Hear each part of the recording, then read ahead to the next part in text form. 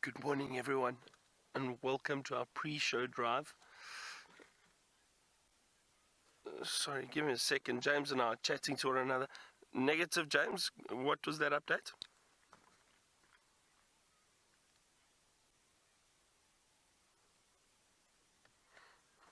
Okay, copy. So we're looking for a lion this morning. Some of you might have heard the lion on the dam cam calling last night. Now, I think he may have been just around the back of the camp towards Gallagher Pan. So that's what we're looking for. So James and I are both trying to look very, very carefully. I have spotted something else so far up in the tree.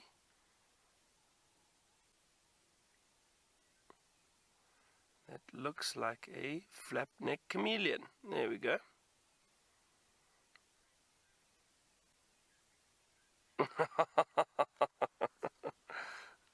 Sorry, James. Copy that, James. Oh, well done.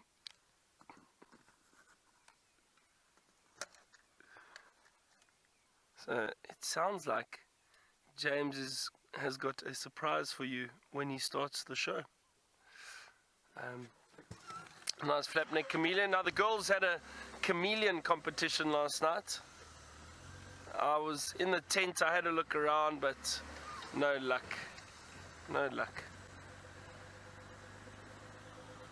And Jamie's having a little bit of a rest this morning, so it's James and I on the vehicles. And then Taylor is going to be walking this morning. So the three of us will be out. Should be quite entertaining, hopefully. We'll see what we can find, but it sounds like James has already found something interesting.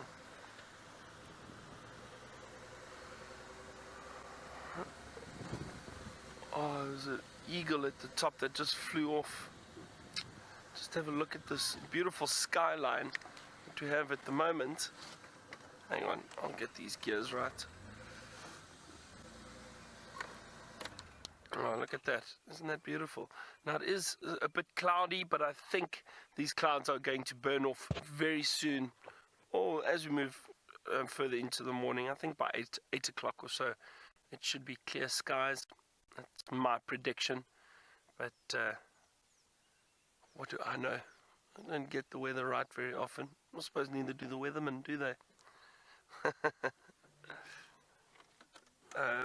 What else? What else has been going on? There was hyena calling last night.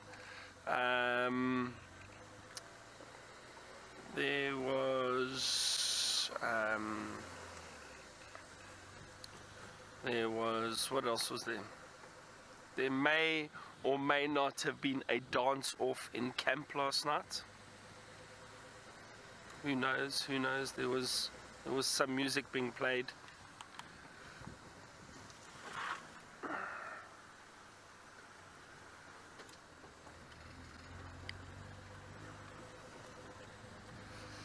Alright, so we're going to be starting the show soon. This is just making sure everything is up and running, and it seems like all is well this morning, which is good, because we've had a few little gremlins, as they call them, little tech issues.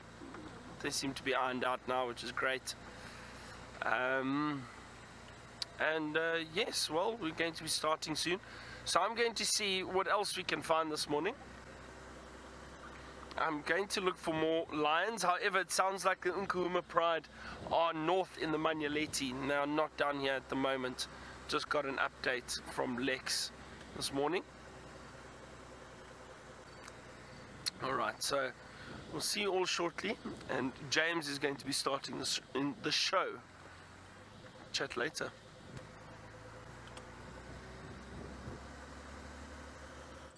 This program features live coverage of an African safari and may include animal kills and carcasses. Viewer discretion is advised. Good morning, good morning. There is the pom-pom attached to the end of a great male lion. This, everybody, is Safari Live.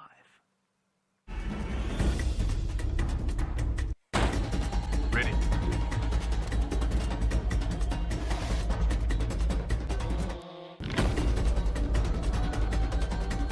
Standing by.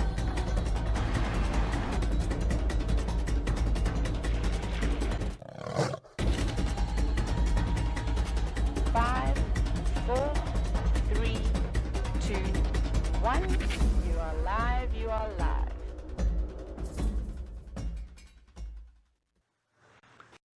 Right, everybody. Well, that's a good start, isn't it? And 4 more in front of us, walking down the road. Byron is the other vehicle out so far, and Taylor will shortly be on walk. Senzor is on camera today. That is Senzor's, well, very elegant thumb. You are most welcome. You're the most important of what we do. And the most important thing that you can do this morning is to send us questions and comments. Hashtag Safari Live is how you do that. That's on Twitter. If you don't know how Twitter operates, I'm very sorry, but it's very easy to figure out. And I'm sure if you've got this far in your social media existence, you'll get that far too. So hashtag Safari Live. There he is. He's marking territory now. Chris Animal Mobile down Philemon's dip at the moment. There we go. What a wonderful start to the day. I'd had fears of it being another day of flowers, grasses and trees. Especially when we heard him calling as we got into camp this morning. And the reason I say that, of course, is because so often we hear them calling at night and then we come out in the morning and they've crossed south or north. So we'll follow him for as long as we can. He's been shouting his head off, beautifully calling. And now all he's doing is marking his territory without sound, but with scent. He's calling now.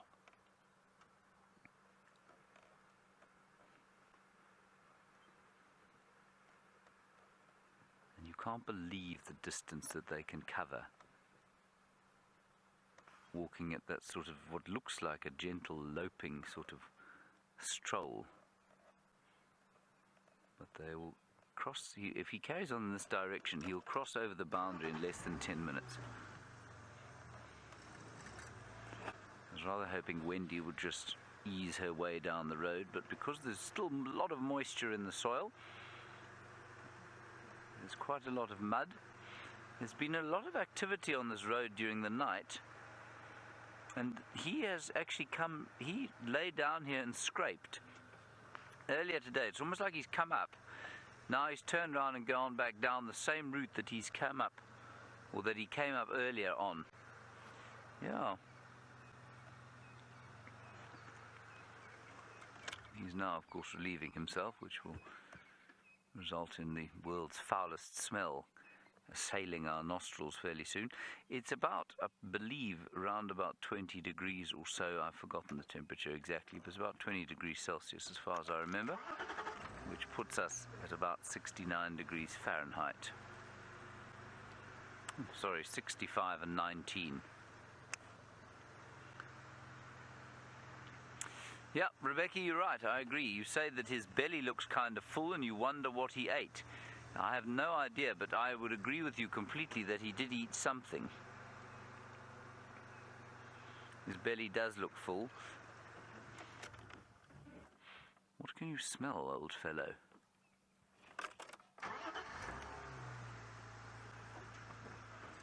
And if you are maybe a new viewer and you've just come across this stream, this is a member of the Birmingham Boys. They are the dominant male coalition of lions of this area. They dominate 2 prides, the Sticks and the Nkuhumas, both of which have been conspicuous by their absence on account of the fact that their sort of dominant prey animal, the buffalo, has been away from this area during the course of the rainy season. And so we're expecting much more activity from them in the not too distant future. I'm just looking at the ground because it looks to me like a male leopard went up the road.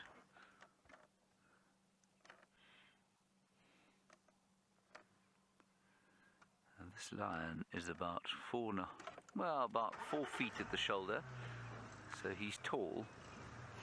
He's not filled out quite to the extent that he's going to. He's going to get bigger. He'll probably be, he probably won't get any taller. But when he finally attains his full mass in maybe 2 years' time, close to 180 kilograms, which is about 400 pounds. And he's got a small sniffle.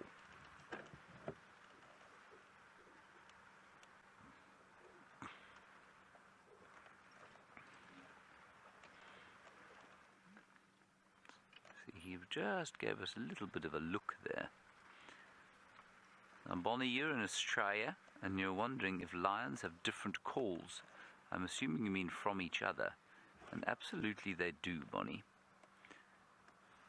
They are recognizable to each other. Their individual calls are recognizable to each other.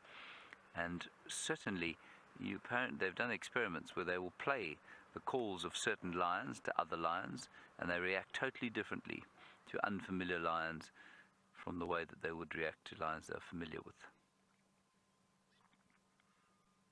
So yes, they do recognize each other's calls and the calls of strangers. And of course, he's hearing a whole suite of things that we are not picking up on. He has much more sensitive ears than our human ears, and I think he's listening probably for his coalition mates. Now, I'm going to avoid bashing in after him. We're going to try and pick him up the other side of this block, because we haven't really had a good look at him from the front. So while we do that, Baron is driving down over there. He's going to be very upset, of course, because he too was looking for the lion.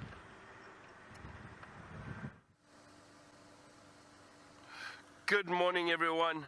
I am indeed a little upset, but not really, because you get to see the lion anyway. My name is Byron, and on camera with me this morning is Batman, Craig. Well, I don't know what I'm going to do this morning now, because I was really looking forward to looking for that male lion. I thought we would have luck this morning, which we did. So James has found him. Wonderful. He walked right behind camp. We heard him calling from early this morning, about 3:30, 4 o'clock. He started. We could hear him calling and approaching, coming closer. And I think he may have had a drink at Gallagher Pad, from what I heard about 4 o'clock this morning, and then just moved down towards Philemon's Dip. So I'm glad James has found him and he can spend some time with him. We've been looking for these males, or any lions, for quite some time. Now, I just thought I caught a glimpse of something in here, but it moved off. I just caught a glimpse of an eye in there. I'm just going to have a look again. Hold on. Maybe there was something in here, and I'm not sure if it was perhaps a little genet that just moved off through the long grass and then looked back at us. I think that's possibly what it is. Alright, well, let's not keep you from that lion. Let's go see what it's up to with James. He just took himself a little shortcut, and now he's on Ingwe Alley Road. Sorry, I'm just going to need to get onto the game drive radio. Animal is now mobile east along Ingwe Alley Road towards the Pans. I think he will cross the drainage there onto Twin Dams. And you hear the Franklins shouting at him.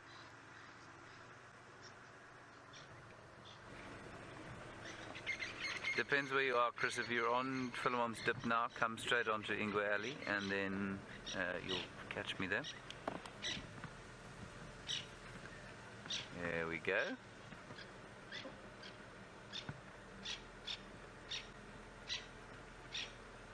Negative, north of the riverbed. It's a sort of skeleton road that was put in between Twin Dams and Philemon's Dip.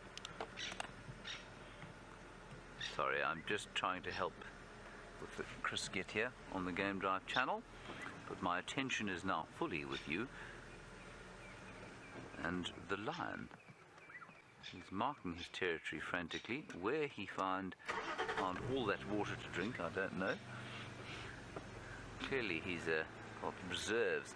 And as the Franklins are alarm calling to the right-hand side, so are the rattling testiculars going to the left. It's almost a little bit like a sort of a fanfare, if you like, as the royalty of the wilderness comes wandering past.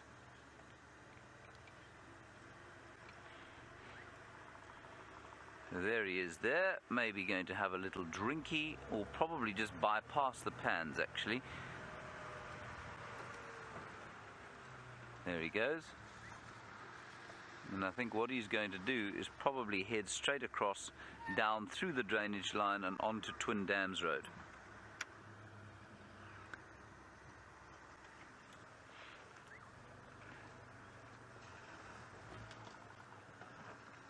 I think Chris has managed to pick him up there.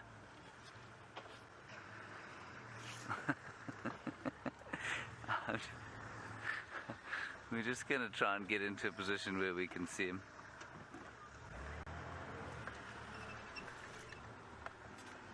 There we go. That's not his best angle.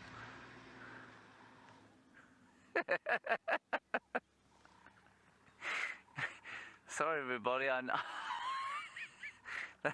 that's not the best lion angle you've ever had, and so I think I'm going to try and find a better position than this very unceremonious yoga pose.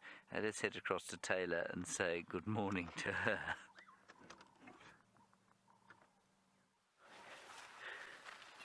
Good morning, James, and good morning to everybody else that is watching Safari Live this morning. How exciting to start your way off with the King of Africa.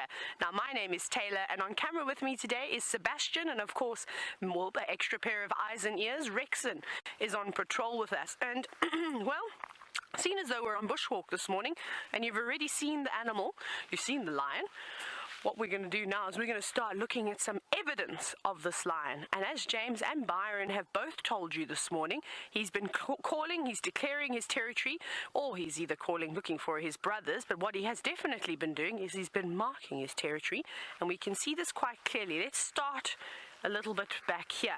Now, remember how we always talk about how hard tracking is on very compact substrate? Well, here's a very good example.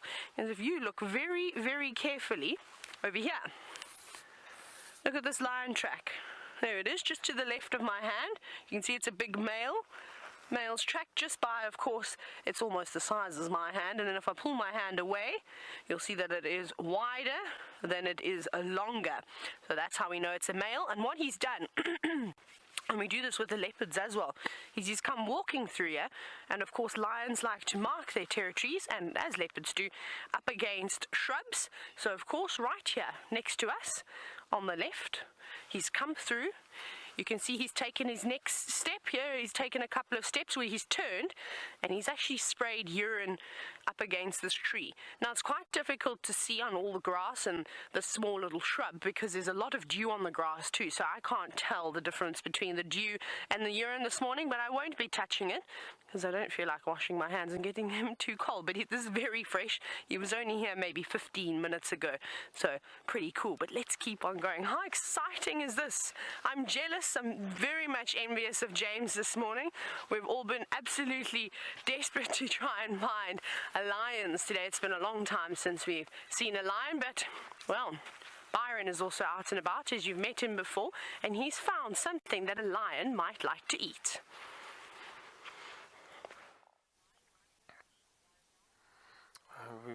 Well, lions do enjoy hunting kudu, Taylor, but this is a beautiful big male. There was a female in front of him that he was following.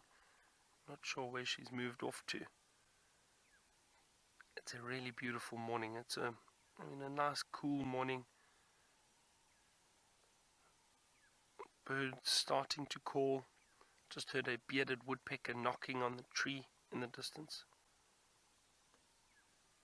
You can actually see that kudu has a bit of mud on his horns. They often do that when they are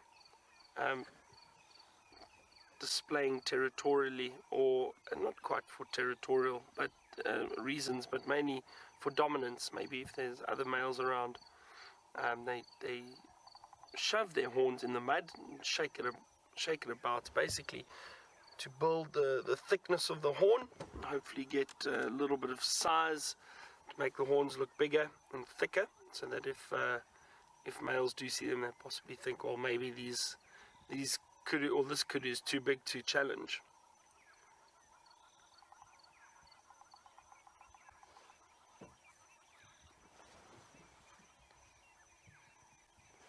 It's always nice to see a beautiful kudu bull with those wonderful spiral horns.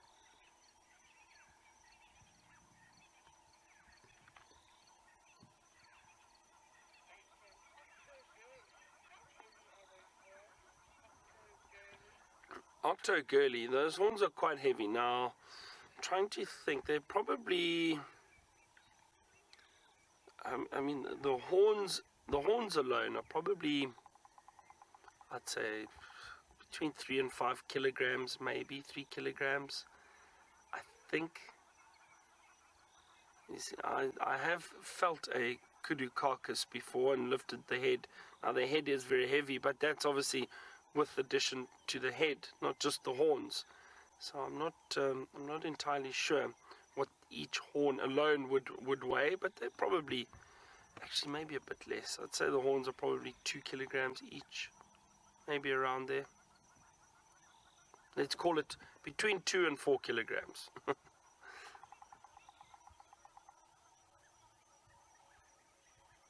And it disappears. Look how easily it blends in. Isn't that amazing? And now we are going to head down to Arathusa airstrip, have a look what's around there. Oh, excuse me, I was going to sneeze. And let's go and see Taylor with a beautiful sunrise.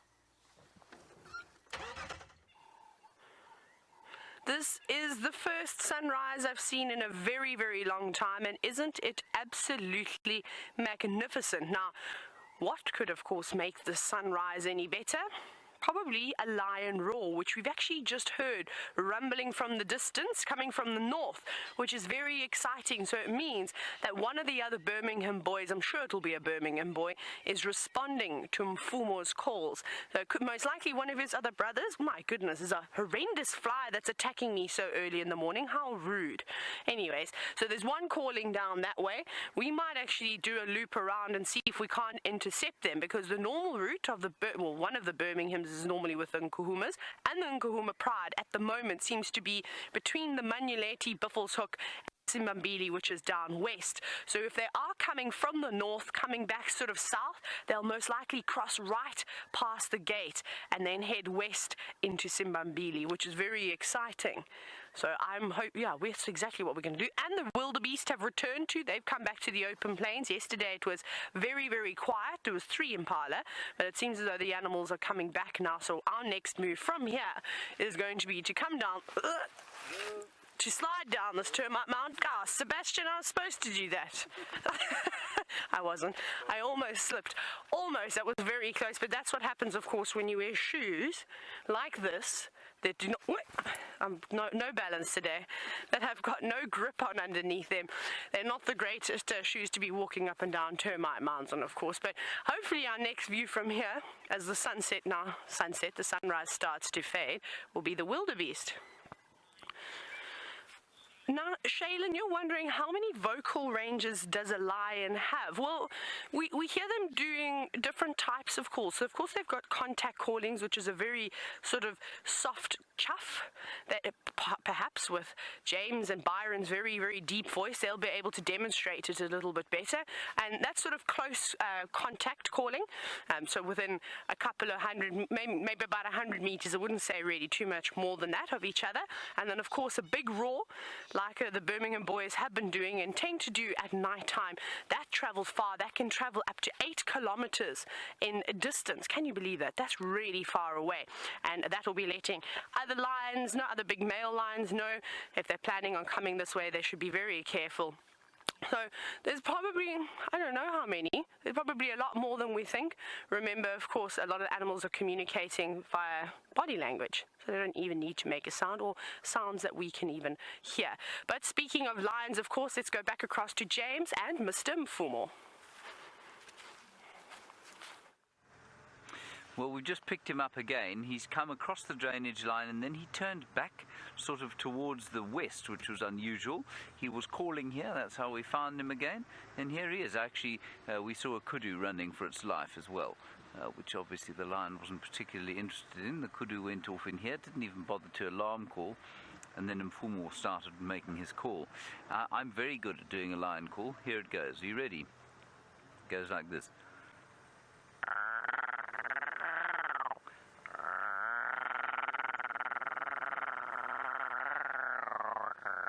Good, eh?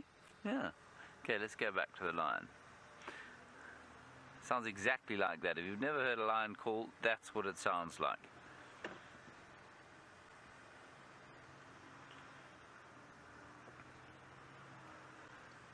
It obviously doesn't sound anything like that. But we'll wait for him to demonstrate it.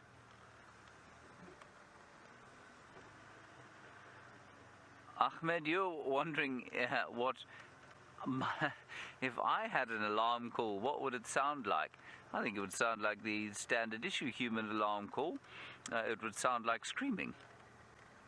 Ah! Lion! Ah! Ah! Lion! It would sound something like that.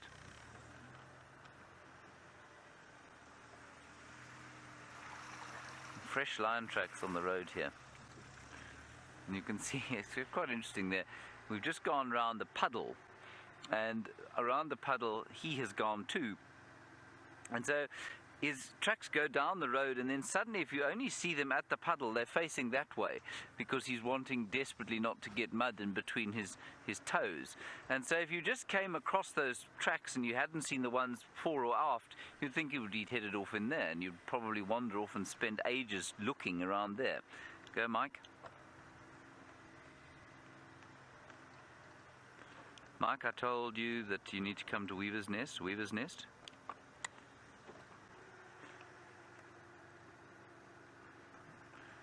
So he's heading straight south.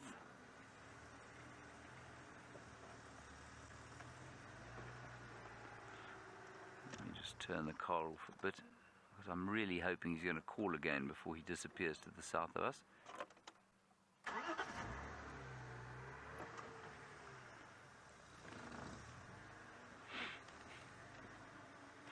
Now, Sandy, a very good one from you about how long the scent lasts when animals mark their territory. Well, I can't smell his, so I don't know. But it lasts a while. They can pick it up on the bushes probably for weeks after it's been laid there, as long as there's no rain. Now, obviously, we've had quite a lot of rain of late, and that means their scent has been washed off. And so they often will patrol again, like he's doing now.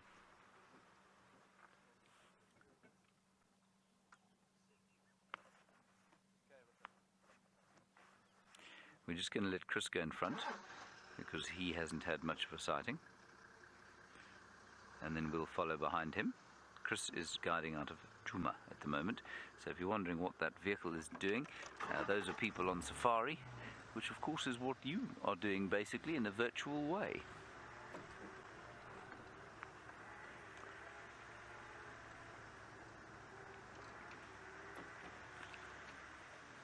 We'll try and catch up with him again, and so we're not behind the vehicle entirely.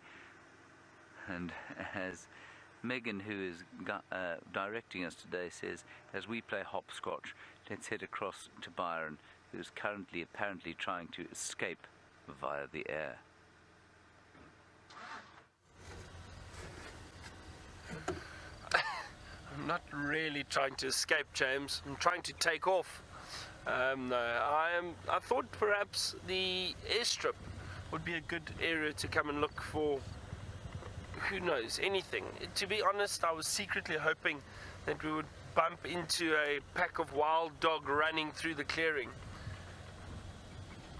Nothing yet. Nothing yet. That's what I hoped for. I hear that... so the update I got was that James was playing hopscotch with the lion. I find that quite entertaining. Well, it is difficult to sometimes follow a lion if they're walking around. Now, I think, because it sounds like that the male actually turned around and headed back in the direction that it came from. Is that a dove sitting up there? Just in that tree. It looks like a little dove. A laughing dove, perhaps. Cape turtle dove. Cape turtle dove or ring-necked dove. It's not a bad idea to stop and listen, because we might just hear alarm calls from something. I'm going to scan this area a little bit too. I'll look at that beautiful dove. And just see, I mean, wouldn't it be great to see a leopard walk out into the open, across this clearing?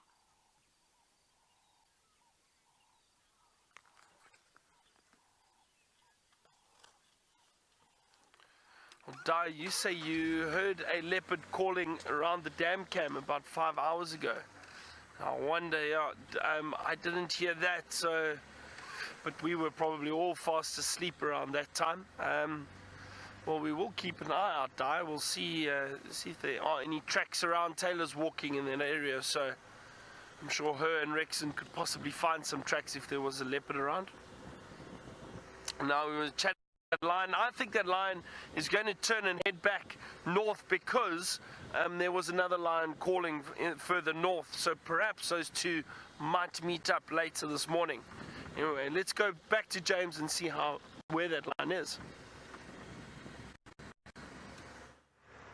Right, he's about to cross to the south, I think. So I know this is not going to be the best picture in the world because we've got the vehicle in front of us. But let's just stay with him. He might call, and we don't want to waste too much time linking to and fro between the vehicles. We'll just get around this corner, and then we'll get a view of him. I'll see if I can't scoot off road. I can't do it here because unfortunately there are many bushes that the elephants have pushed into the way. It will be the one advantage of the Mara, of course, when we get there, is that there are so few trees there that the elephants cannot lay booby traps with anything like the efficiency that they do it here.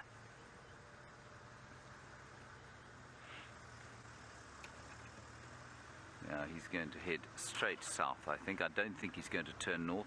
And yes, absolutely, there is another one calling to the north, but he is clearly not particularly interested in it.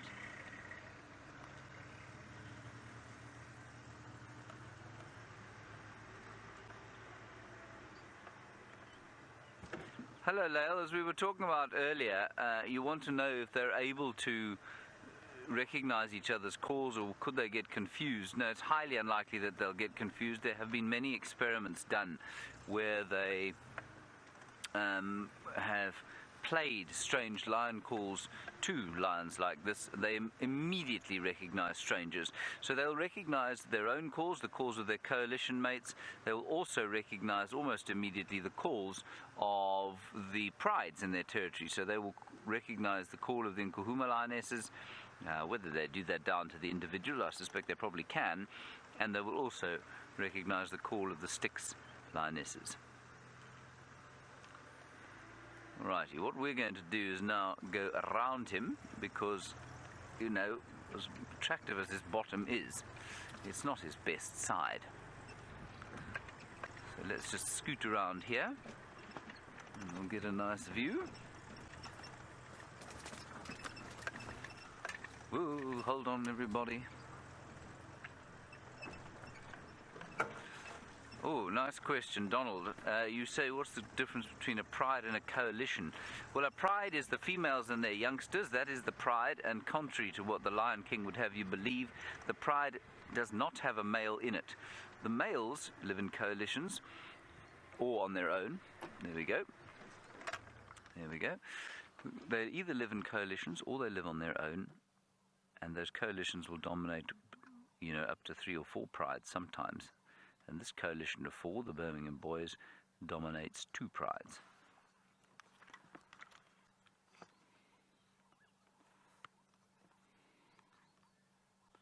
I tell you, it's been so long since I've seen a lion. I've been trying to take photographs of this chap, despite the fact that the light is flat and fairly hopeless for that sort of thing. There he's calling.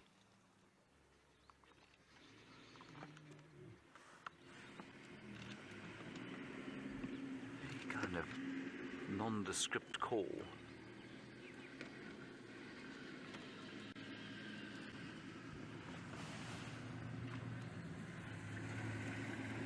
Isn't that lovely? He's just looking up at some other safari goers, wondering what they'd taste like. No, he's not really wondering what they'd taste like.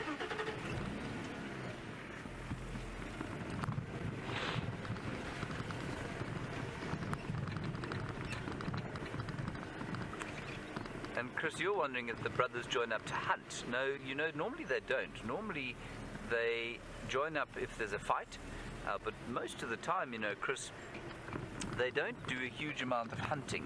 They will hunt, they'll hunt alone. They'll hunt, often it's 2 and 2 together, you know, sort of patrolling the area, and if they have a hunting opportunity, then they will take it. But a male lion is, of course, the greatest scavenger out here. There is nothing more effective at scavenging than a male lion.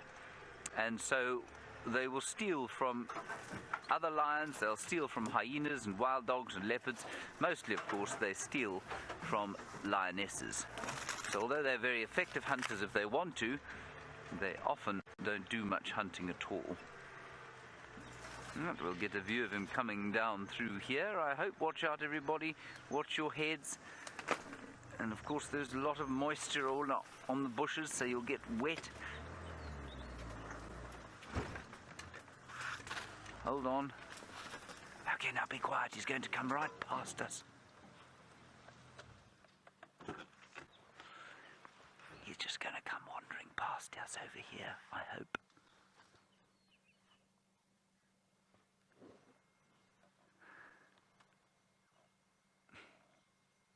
Sorry, there's a rather nasty bush in the way. Okay, apparently Byron has got something extremely exciting. Let's go to him.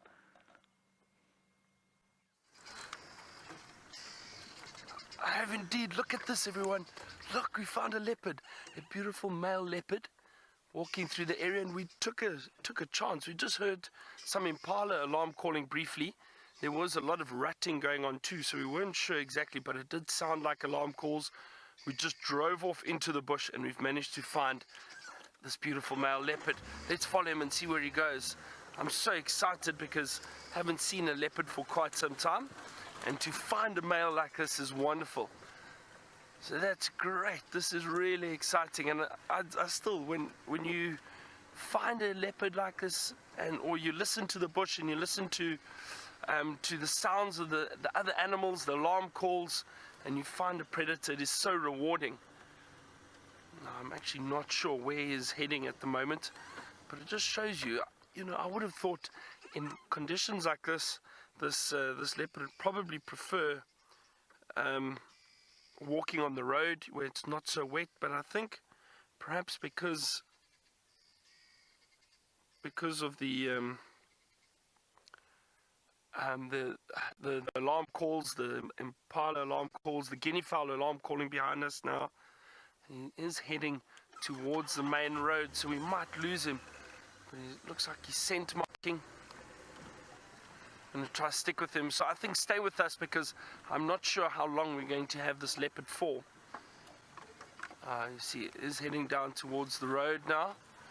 And I'm hoping we can get through here. This is not looking very good, Craig, is it? What do we say? I don't know. Hang on. Can we get through here? Oh. Sorry.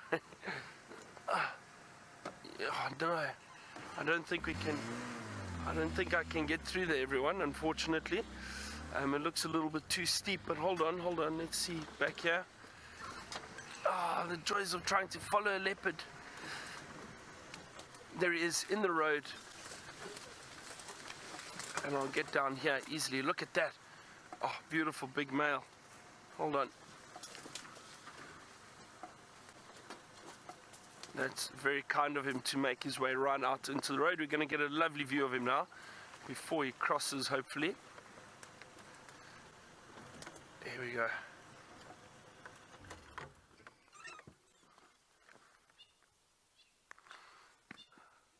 Oh, that's beautiful. There we go. Watch, he might jump up into the tree. There we go. See, this, everyone, is definitely not Hosana. This is a big male leopard. This looks like it's possibly Tingana. Now, if he walks back this way, I'm just going to reverse. Let me just reverse slightly here because it looks like he might want to come back this way. Let's see if he does. Try and move out his way. There we go. Okay, I'm just going to move a little bit further back. Watch.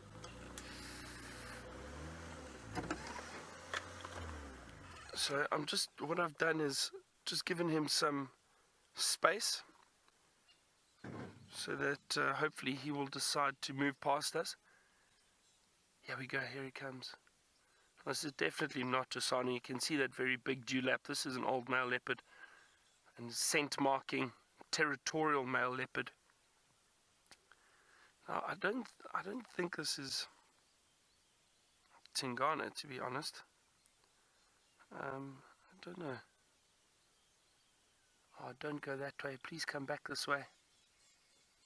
Okay, Louise has seen him and says it's definitely Tingana. So that would make sense. Well, I suppose it does make sense, judging where we are. So our plan to just scan around the airstrip worked, and as I said, wouldn't it be wonderful to see a male leopard? We managed to find him. Now, unfortunately, that's crossed into Little Gowrie or Hoffman's, I think. It's one of those two properties. So we can't go there, unfortunately. But let's just hang around. Maybe he turns and comes back this way again. However, it looks as if he is... I'm going to see if I can't see if he does come back again. I'm going to stick around there for a little bit, but let's head to Taylor and see how her walk is going. Look how cool this is. Now, obviously everything's very exciting this morning. Spotted cats, big lions, all sorts of things. But, well, Sebastian, myself and Rexon have found something quite interesting. And you can see it is a ball of grass that has most certainly come out of some animal's mouth. And how I know what animal it's come out of is because of these footprints just down over here. Now, very difficult to see them, but there's a toe. There's another toe. There is another toe. And there is another toe over here, which means, and a big pad at the back, put my hand right in the middle, you can see how much larger it is than my hand. That is from a hippopotamus. So should we take a look at this grass? I actually think I'm going to sit down for this one. But how cool is this? So what I think has happened here is this hippo was obviously munching away and probably stopped to have a bit of a graze, and then as he was walking, chewing, and maybe there was something in here that it didn't quite like, but you can see it's in a, I'm actually going to touch it and I'll wash my hands after. It's in a complete round ball, so it's been tossed around in its mouth a few times. But how cool is that? Something mustn't have been great, or it just fell out of its mouth. That's another case too. But I've never come across something like this before, so I want to open it and see if there's anything in here that made it not taste so nice. Every now and then, see, we have seen it with elephants, is that an elephant will eat a frog or something like that, and you can clearly see they use their trunks to pull vegetation out of their mouth that they didn't quite like so much, and I'm sure hippos will do the same thing, but they don't have trunks, so they just sort of have to drop it out. It doesn't look like there's anything interesting in here, really just grass, all chewed up, not all of it chewed up finely. I think this is the, if you look at my hand, this is the most fine chewed pieces from this sort of regurgitated grass. How cool is that? Very nice to find something so different. Now, of course, we have to be very careful because these hippo tracks are exceptionally fresh. I mean, to dust ourselves off. Lots of drainage lines, all the mud wallows have now filled up, so there could really be a hippo anywhere. They don't need to just go to the big dams anymore. We're going to have our wits about us. Now, we can still hear another male lion calling in the distance. He does sound like he's moving further and further away, unfortunately, not coming closer like we'd like him to. There goes my earpiece. The story of my life. Let me put that back in. It sounds like he's in Buffelshoek. We thought we were going to get lucky for a moment and intercept him. So our plan was, we've changed it. Instead of going back along quarantine, we walked across the dam wall and we were going to go up Gowrie Cutline, and I think we're still going to follow this route and then work our way back around that side. And you never know what we could bump into, because at one point, very early this morning or late last night, there were most certainly two big male lions on the property. We had both sets of tracks just down here, sort of just before the dam, and very exciting. We know one of them is Mfumo, but who is the second one calling in the distance? Now, if I had to put any money on it, I'd guess that it's going to be Tinyo. Tinyo hangs around in that area. He likes Buffelshoek, he likes the Manuleti, he likes the nkuhumas. I think all the lions like the nkuhumas. But most likely him and the two of them have got quite a close relationship. Out of the Birmingham boys, we tend to see those two together quite often, whereas Msuku is on his own, often with the Sticks Pride, and Nena is a complete opposite. He sort of just moves amongst everywhere really, and does spend a little bit of time. We have seen him spending a bit of time with Tinyo and Mfumo. So very, very cool to see. Of course, like I said, I'm so jealous. I wish I could also see a beautiful big male lion, but at least I'm able to still listen to them throughout the morning. Now, of course, Byron is trying his absolute best to relocate on Mr. T. Let's go and see how he's doing.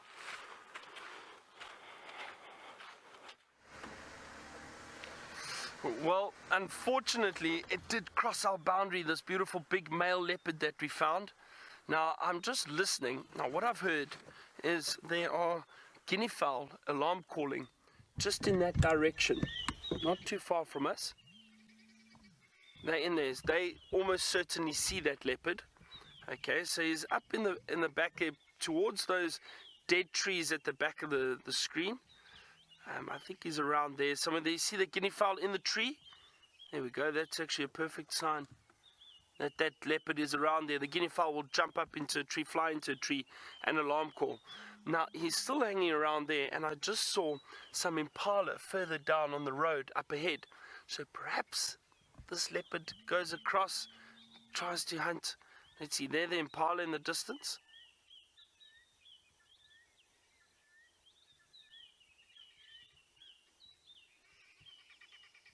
I'm just listening, trying to see if we can find this leopard again. This is very exciting.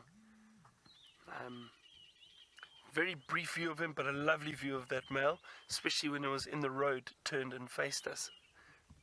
Really exciting. So sometimes things just happen for you. So, Shaylin, you wanted to know how fast a leopard can run compared to a lion. So their charging speed, actually I'm just going to switch off and listen for a second. The charging speed of a leopard and lion is very similar, very, very close, the speed. The leopard is slightly quicker than a lion.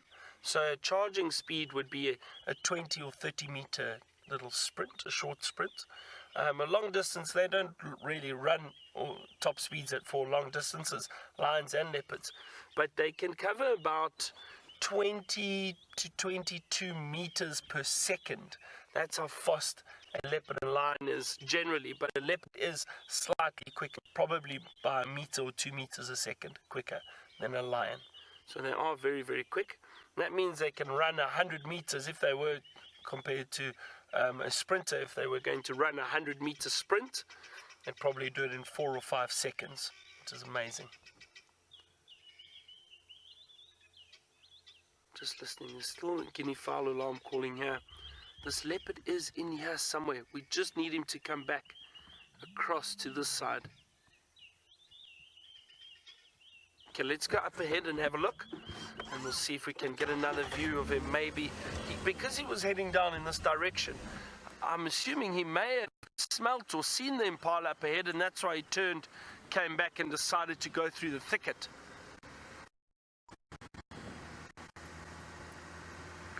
Alright, well, it sounds like James is still on the search for lions, another lion perhaps. Let's go and find out how it's going. To the left. We're just trying to have a look there at a beautiful web, and there is much gossamer web around the place. And yes, we are sort of trying to look for lions. All I heard was lions calling, so I turned the car off, but they're miles away from anywhere near where we are. So I thought we'd stop and look at something smaller and consider the fact that we've had a very lucky morning, all things considered. Beautiful male lion, beautiful male leopard, and with any luck we'll have some further cat luck as the day progresses.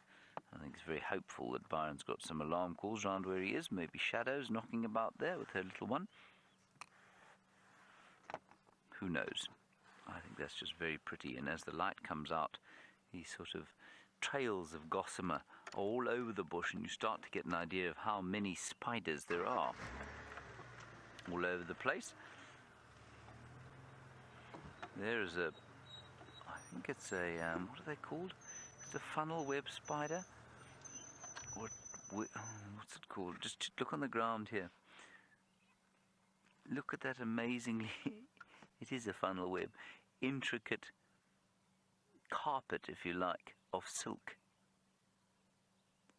And I will tell you that the spiders, I mean, I know we've spoken a lot about it of late, but there are many of them setting up residence around where we keep the cars. And unfortunately, they're not the sort of harmless variety you're looking at now. They are almost universally the brown and black widow spiders. And so we have to be fairly careful when we sit down. We found a brown widow and her egg sacs inside the plug point where we plugged the cars into charge this morning. So that wasn't very nice. Look at that. I mean, if you were to take the combined mass of silk in this area, I think it would weigh quite an astonishing amount. Anyway, that lion went south. If you're wondering why we're not with him, he was just near the boundary when quickly we had to go across to the leopard, and so we were not going to be able to spend any more time with him really other than a last glimpse, and so it was better to go back to the leopard. He went straight across the boundary there. We had another view of him for about 3.5 seconds, and then he disappeared. So unfortunately that's going to be it for the lions, but at least we did see him. So often in the recent past we've heard them calling around the camp exactly where they have been, and of course then what they do is they just disappear over the boundary before we can go live. So we're going to continue enjoying the spiders, and while we do that, Taylor apparently is sharing a similar thought. Did James just call me Tyler? Did I hear that correctly? What have we got there? Can you see the Inyala? Oh, there they are. No, I think it was Megan that repeated Tyler. What we've got, however, we'll redeem yourself later, Megan, but we've got some Inyala just standing off in the distance in the drainage line. We're on Gari Cut line at the moment, the once favoured spot of the Nkuhumas. They used to live here, but something that we are surrounded by, because the Inyala are very, very sort of difficult to see as they start disappearing down into the thicket. I can hear lots and lots of southern ground hornbills calling this morning. You also may hear my hand connecting with my legs, because the flies are back in full force today. I really, unfortunately, spoke too soon and said that the flies are going to start disappearing. They have not. They have come back after the rain, so a guarri bush will be needed. But we've got a lot of things going on this morning. We've got the hornbills calling in the distance. They might be a little bit too far away for you to hear. We've got the Inyala down in the drainage. I can every now and then see a couple of hornbills fluttering around. And in this very, very big jackalberry just in front of us, and we see a lot of these jackalberry trees growing right on the banks of rivers or drainage systems. There's actually an entire troop of vervet monkeys sitting right up on the tops of the leaves. Oh, there's one there. Now, it's quite difficult to, of course, spot them, because they also camouflage very, very well. They blend into the branches so easily. And they're up there. They probably would have rested in this tree. It's a great tree. It provides a lot of shelter, nice big branches to make sure that you don't fall off of them at night. And they've reached the tops of the trees now, I think, in hope that the sun is going to break through those clouds so that they can start warming themselves. There's been quite a bit of dew, so if any of them drop down to the ground, they'd have wet fur now. And I can tell you right now, there's not one animal out here that likes wet fur, and perhaps unless you're an otter. But other than that, everything prefers to be nice and dry. But like I said, it's so hard to spot them purely because they're sitting on the tips of the edges of the branches, just trying to warm their bellies up. But as we shuffle around, we might see a little bit of movement here and there. But how cool is that? And monkeys are great to have around, and I'm so glad that we managed to spot them, or Rexon managed to spot them, because now we know that they're up there. So if we hear any alarm calls coming from vervet monkeys, we know where to come. And of course, they've got great eyesight. We were chatting about this yesterday on the Sunset Safari when we were looking for Tingana. And, well, we weren't lucky in finding him. And yes, they're great to have around because they'll alert everything. We did actually find Tingana's tracks, so I don't know what his route was, or where we missed him last night, or if we were just a little bit too early and he hadn't quite woken up yet. But he, in fact, ended up coming along Central, and going down towards sort of Mvubu Road, so you might have not seen him on the dam cam last night, and I think he would have slunk past behind Gallagher Camp and then going straight, sort of doing a southwesterly turn going onto Arathusa. So he's definitely doing a territorial patrol. So the animals were busy. The hyenas were also whooping quite a bit last night. I would love to have been out here at 2 o'clock in the morning to actually see what on earth was actually going on. They got everybody all riled up. But for now, it's got very quiet. Everything is starting to settle down as the sun is starting to wake up. I can hear lots of oxpeckers moving around, but I don't think that they're sitting on an animal. I think that they've just woken up themselves and come out of their little hole nest from a dead tree and are perhaps now, they're going right over the top of us. That's very cool. They're obviously off now, starting their morning search, looking for their next target. An elephant, not an elephant really, a buffalo, a kudu, an impala, something along those lines. But Byron is actually listening to some alarm calls, and I'm sure you'd like to listen to them too.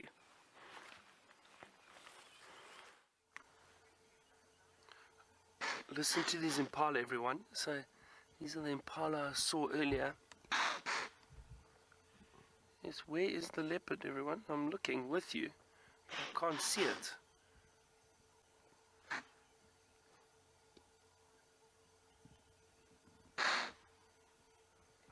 Very loud alarm calls.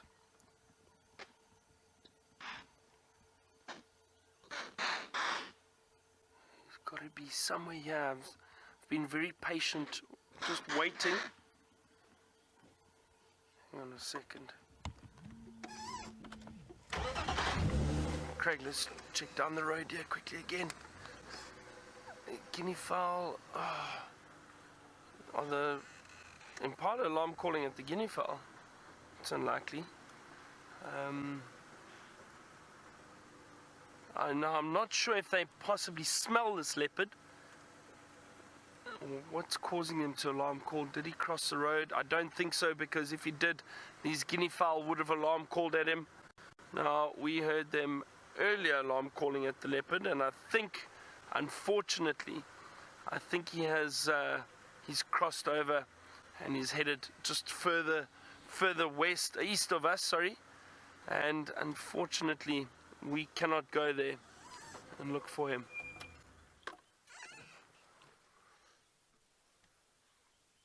They definitely alarm calling at something, but I think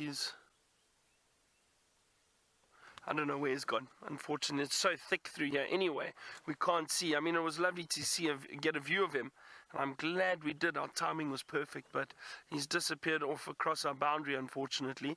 But still nice to see him. Wasn't that exciting? I'm still very excited because it was so great to drive along the airstrip, speak about it, hear impala alarm calling. We literally just drove off into the bush towards the impala. We saw one or two run past us through the long grass, and we bumped into this male leopard. So it was very, very exciting.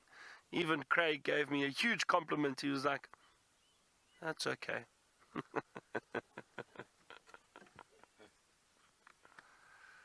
And Gail, no, these impala won't be alarm calling at us. They're used to us, and I've been sitting there for quite some time.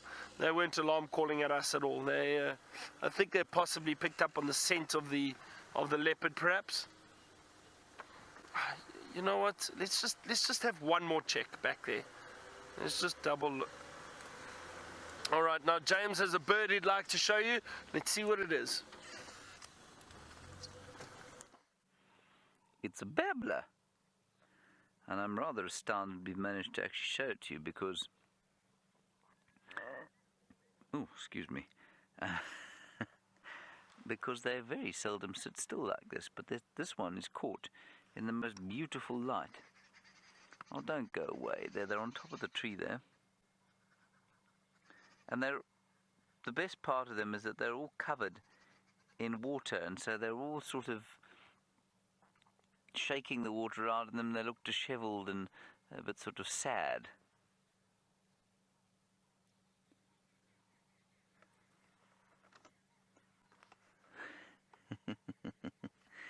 And then I always like to look around the babblers at this time of the year. Oh, there. Go up. You see the one that just flew there? Yeah, up top, up, there. In the middle, zoom there, up. Yeah, look. That's not a babbler. What is that, everybody? I thought I saw that as it flew off. It thinks it's a babbler. The babblers think it's a babbler, but it ain't a babbler. Oh, that's very cool. Have a guess. What do you think that was? Thinking it was a babbler, but isn't a babbler. And I'll try and find a picture of it. Oh, I think that's such fun. Any ideas, everybody? Any ideas? What has conned the babblers? Cruelly insinuated itself on their lives? I don't think I've seen that particular species. That is a babbler. We're still looking at a babbler there.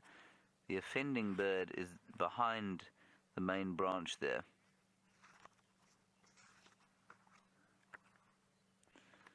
Right, and John in Colorado, absolutely bang on. It's a cuckoo. So that cuckoo was born into the babbler flock during the course of the summertime. And it's... Often what happens is that when the adult cuckoos leave, the young cuckoos will spend their first winter in the same domain that they were born. And then they'll start migrating next year. And so I was just saying, as that thing flew up out of the grass, I said, I really enjoy looking at birds around this time of the year, because so often you will find in a babbler flock a cuckoo. Now, normally, you would expect to find the Lavalliance cuckoo with them, but that was not a Lavalliance cuckoo, I don't think. There it is, the striped or Lavalliance cuckoo, and they parasitize babblers. Now, I think that was a great spotted cuckoo or a standard issue African cuckoo. Let's just have a look here.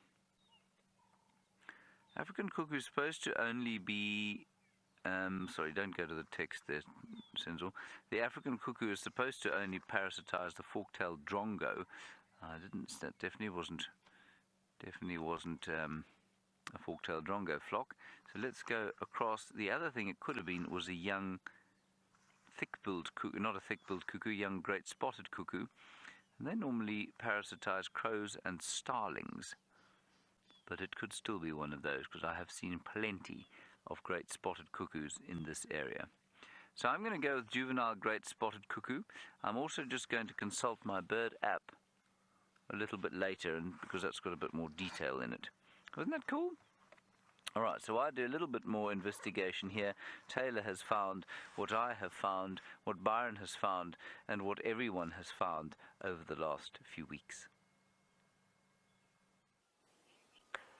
Thank you, James. I'm just jumping onto that train now. I'm a little bit behind, but I'm catching up nonetheless. We've got the most beautiful scene in the lovely long wet grass this morning. It is a spider. And I'm not certain as to what spider it is just yet. It looks very much like a wolf spider, but I don't think wolf spiders make webs, as far as I'm aware. I thought they actively caught this prey, and because of its funnel shape that it is sitting in at the moment, most likely a female spider, because it's actually quite a big one. I'm not sure, it could be one of the funnel webs, but I don't think I've come across this beautiful species before. So if you wouldn't mind, please could you take a couple of screenshots of this beautiful spider sitting in its web that's covered with lots and lots of dew on it, so that I can identify it later. Hashtag Safari Live, of course, with your screenshots. And if you have any questions for us on Twitter, that is the only way, of course, to get hold of us. But how stunning is this? And the dew is just so beautiful. I'm to actually stand up so I can take a view of the entire web. It is amazing, and that's what's one of the wonderful things that we're going to start seeing is with the cooler mornings, of course, all the condensation that is forming and all these beautiful dew droplets, not just on the grass and on the leaves, but of course covering the spider webs. And we've seen many of them this morning that are covered in webs, but I think so far it's a toss-up between the tropical tent web spider we had, but it was just a bit too dark still to show you, but we'll look for one, or this beautiful, some form of a funnel web spider, I think it can only be. But it's actually got a massive web for the size of the spider, all over the grass. Ah, there we go. So quite a few of you, Siberia Zumi and a couple of others, also saying that it could be one of the funnel web spiders. Fantastic. That's great. It'll be interesting to try and figure out exactly which funnel web it is, because I'm sure there's a couple of different species. So thank you for that. I'll keep on searching when we get home and I have a look at my spider book. I'll see if I can find it. But I'm really impressed as to how big the web actually is and woven all around the grass. Now, most of the time, the funnel web spiders that I've always seen have constructed their webs a little bit, they sort of concealed them a little bit better, actually hidden them amongst the grass. And one of the reasons why we're seeing this one, of course, is because it has got the dew on it. So I think if it later in the day, if we came back here and we had a look at the same web, it would probably be a bit more difficult to see. But it's not sort of tucked away in the grass like they typically are. It's the most impressive funnel web nest or web I've ever seen. So I hope you got lots and lots of screenshots of it, but it is just spectacular, this web. Look at that. It's huge. Actually, I'm going to come and put my hand quite next to it. Again, I'm going to use my hand as a scale. Hopefully I don't scare the spider. But look how massive it is. Even going all the way up here. Oh. Now, dear watcher, you're wondering if the spider could just be in a different spider's web. That possibly. However, I don't think that it is, though. I think that this is indeed this funnel web spider's nest. It's just constructed it really beautifully. No problem. So I could imagine a jumping spider you could find lurking quite close to another spider's web.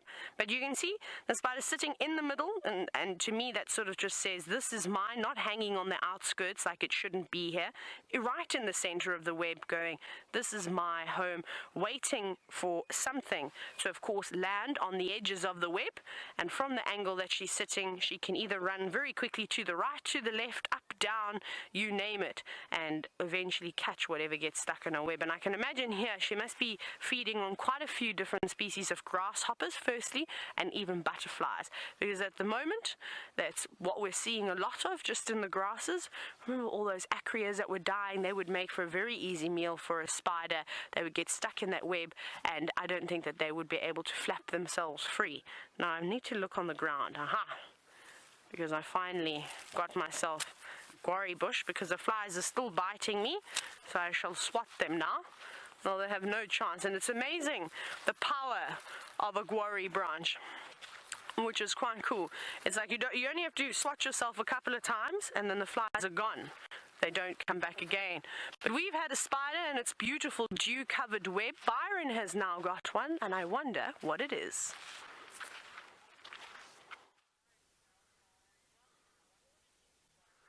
Now, this Taylor is another spider web covered in dew at the moment, and I'm actually just going to jump out. This is a tropical tent web spider.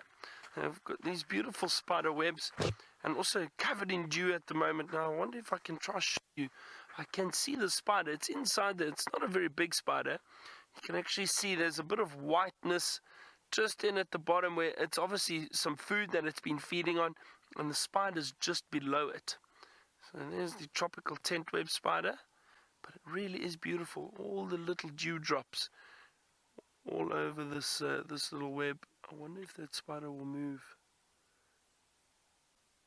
Don't want to disturb him, just wanted to try get a better view of it. But that is the tropical tent web spider, this almost upside down funnel shaped spider web. Very, very beautiful. But it is lovely to see these little creatures, these little spiders, especially now in this time of the morning with all this dew settling on the spider webs. It's really beautiful, very beautiful. All we need is for the sun to come through, and you really get lovely images of those spider webs. All right. Well, what now, Craig? I mean, you've been spoilt this morning. You got to see a male leopard.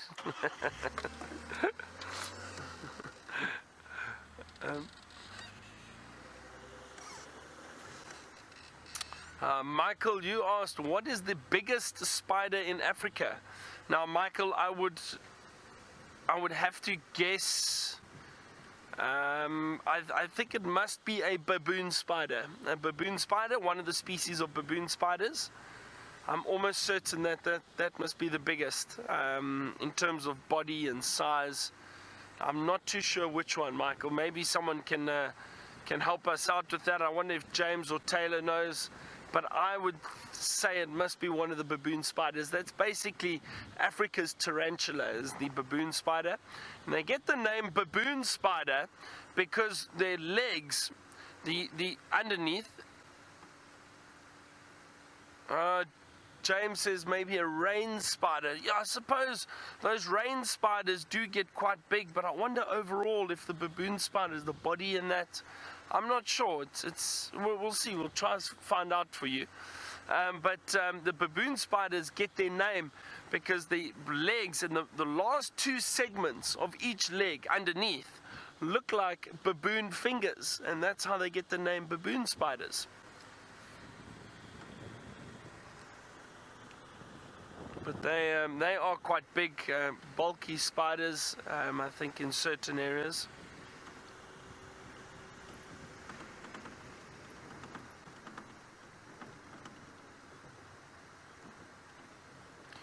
We Siberia Zumi asked if the tropical tent web spider is a community spider.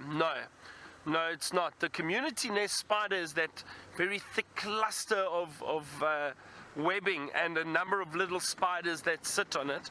I don't believe that this is the same one. Sorry, we've got some bumps here. I don't believe it's the same species, not at all. And also the spider web that we just saw, the tropical tent web spider, there weren't any other spiders on there. It was just the one. You might get these kleptoparasites, the little dewdrop spiders, or mercury spiders. They look like little dewdrops hanging on the tiny little spiders hanging on the edge of other spider webs, and they'll try and steal some food from the larger spiders.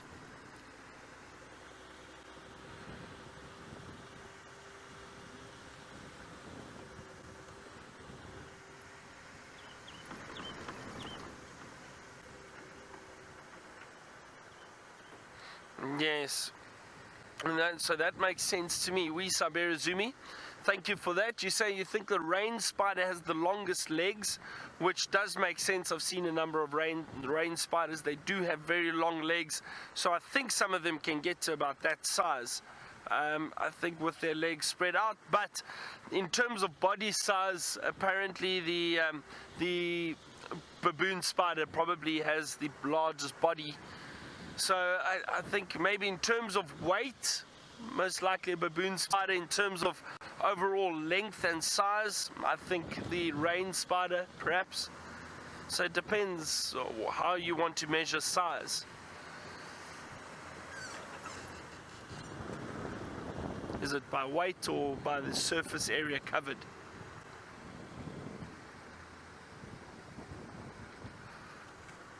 Well, I'm still very excited about that leopard sighting. So I wonder, hopefully that leopard decides to do a big loop marking territory and comes back towards this area. This is Djuma off to our left. So it just shows you I was right down in the south. I was on Arathusa when we found that leopard. And then he was very close to the boundary, and he decided just to walk directly east. And then this section of property, I believe, is known as Hoffman's, which is private land. We don't traverse over there. And then it becomes Little Gowrie further down.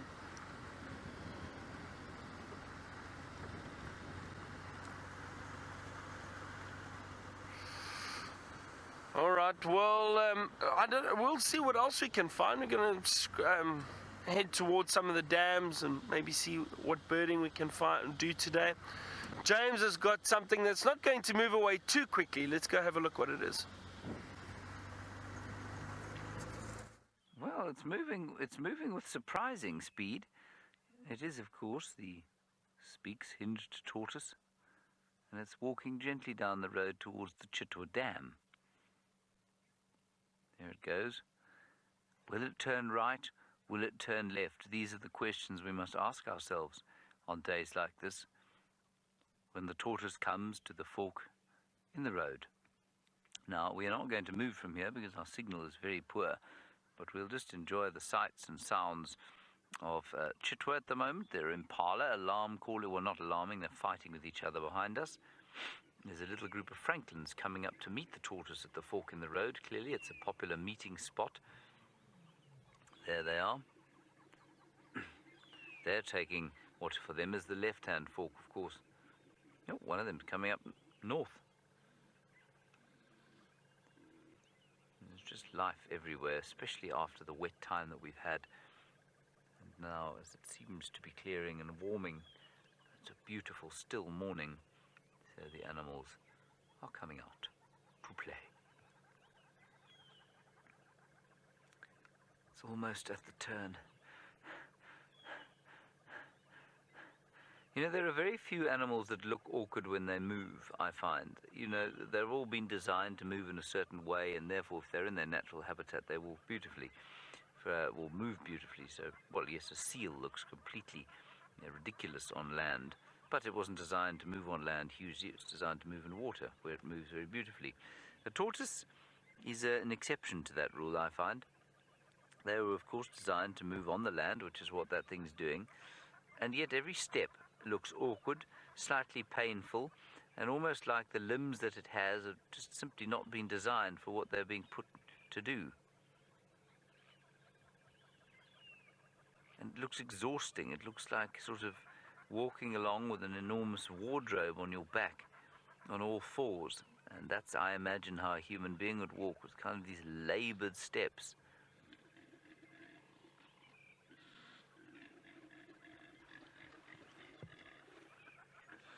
Here, idiot impala shouting at his friends.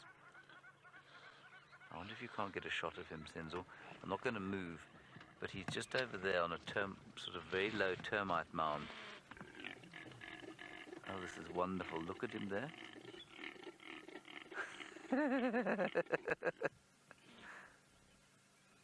I imagine their sinuses must be extremely painful at the end of the breeding season. Let's just see if he does it again. Come on, give it to us again.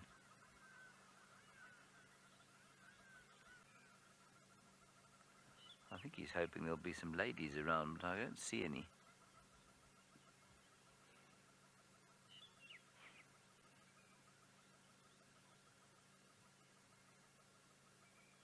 Fully grown impala ram. Oh, let's just hope he gives that call again. I'll tell you that in the meantime, the tortoise has taken the right-hand fork in the road. You don't need to worry about him. Come on, give us another call. Let's just see what he does.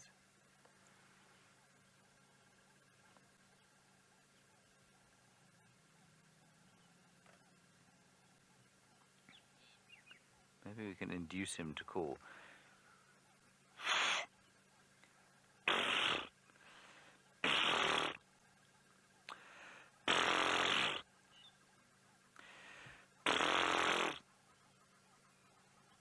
No, I don't think I can induce him to do it. I just wanted you to see his... There, look.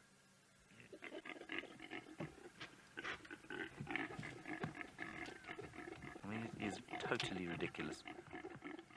There he goes.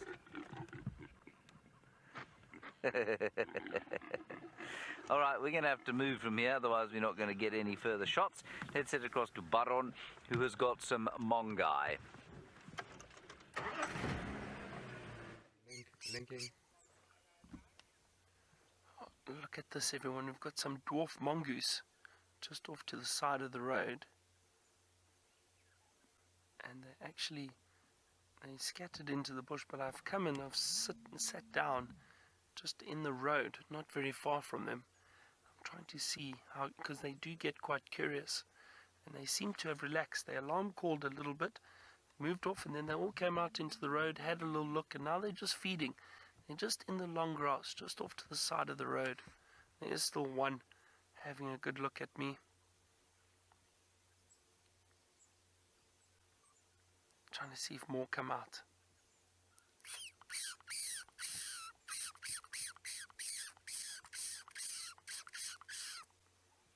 Sometimes that sound gets him quite curious and they come and have a look. But I can hear them. They're just in the edge of the grass there.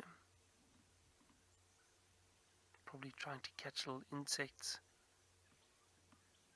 There, another one's popped out. A little bit closer to me, Craig, just off to the side.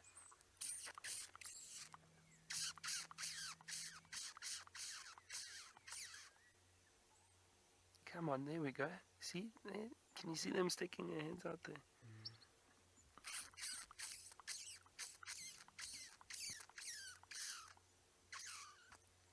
Come say hello. And just watching me very closely. Wow. All of a sudden, the bush has just come alive with them. Let's see if they come out.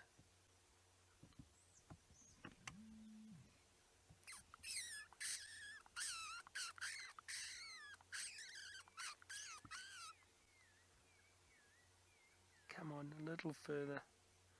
A little further. Just come out into the open for us. Look here, they're going to come out soon. There we go. Here comes another one. There's 1, 2, 3, 4, 5, 6, 7, 8 of them at least.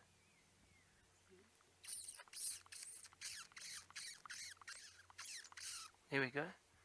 Look at that. Just sitting quietly. They've all come to have a look at me.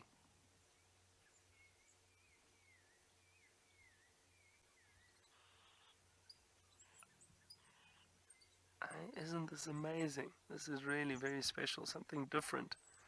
Just sitting quietly on the ground. And these little dwarf mongoose foraging around us. Wow. And the more I sit here, the more I see. Look at them. 1, 2, 3, 4, 5, 6. 6 out in the open, and then there's just plenty of them out in the grass.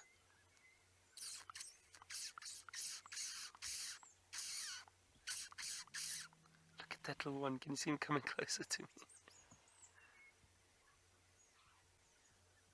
Oh, and there's some babies there too. There's some little ones jumping around. There, look, there's a baby. Can you see the baby? Yeah, look at that. Oh, wonderful. Well, they've completely relaxed now with me sitting out here in the open. Look, there's a baby.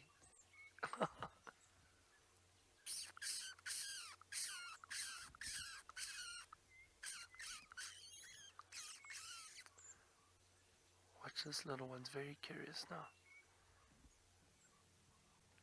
Must be probably 5 meters or so from me. 6 meters. And they're coming closer.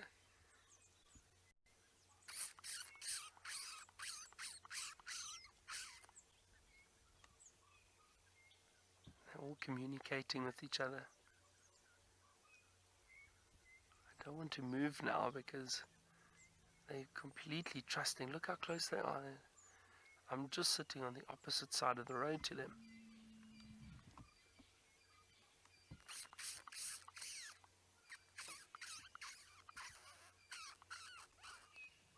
Hello. Hello, little ones. Oh, this is really special. It's amazing how they've, from alarm calling a little bit to when I was first here, to now being completely relaxed and moving around, foraging very close to me.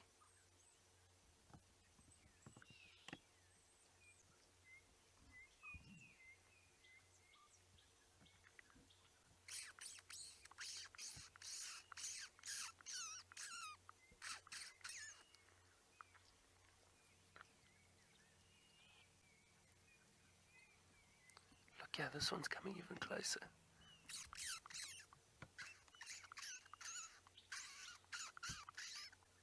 So yeah, watching the car quite carefully.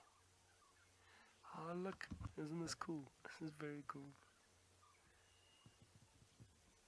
Come on.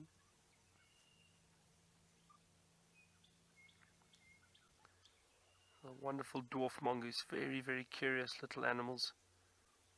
The whole family is around us at the moment. They might get quite cross with me if I try to stand up. Craig, if the ladies do want to link to anyone, just let me know and we can link.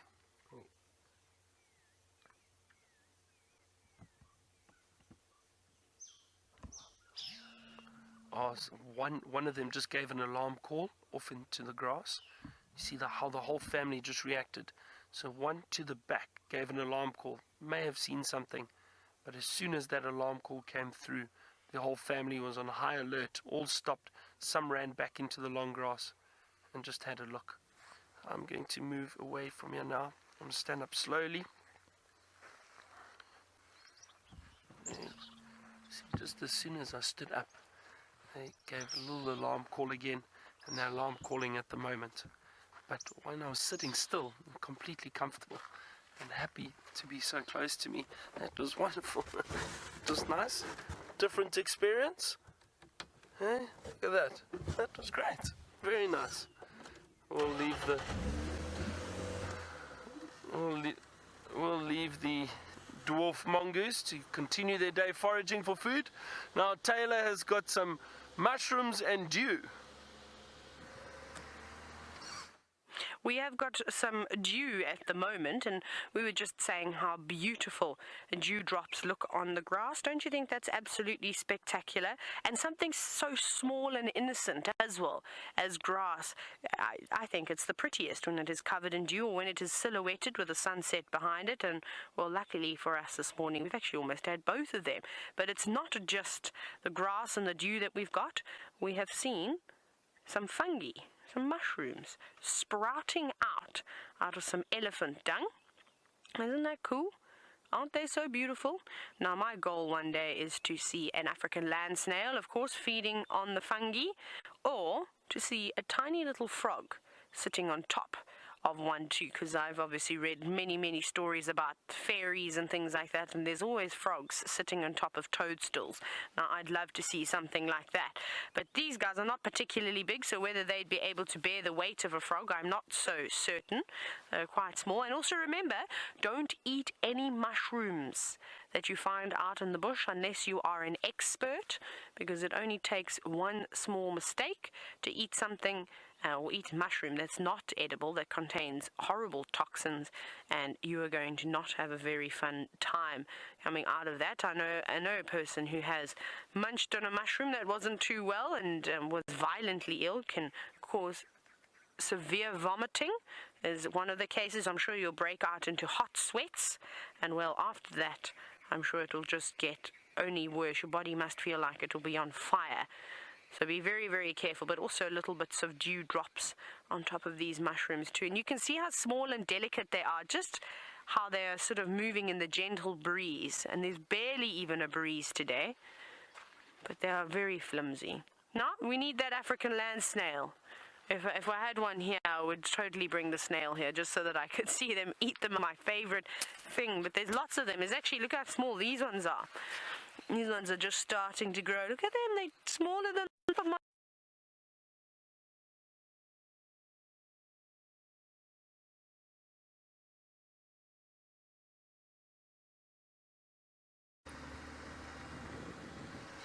Oh dear, it looks like we just lost some signal there from the others. That's okay. I'm driving, just checking the southern boundary again, just to see if there's any sign of one of those lions coming back up again. I think James had the one, he did cross south from my understanding. So just seeing, and then also I'm just having a look if there's any sign of those two young leopard cubs. Well, they're sub-adults now, they're not cubs. Shungile or Hosanna. We'll see if they are around. I haven't seen them for quite some time. Some of the other guys have had a bit of luck finding them in the evenings, close to the Twin Dams area.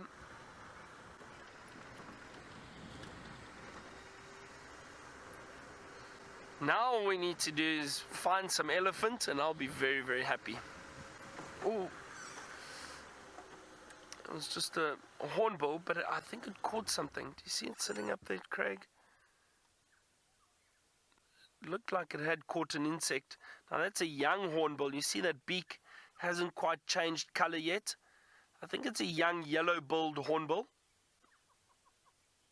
But yeah, it hasn't reached adult plumage at all. It did catch a little insect on the ground.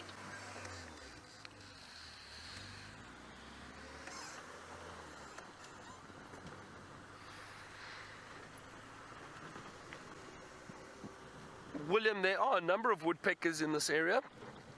You asked, are there any woodpeckers? There are indeed. Now we get some of the ones that we see quite regularly around here are the bearded woodpecker,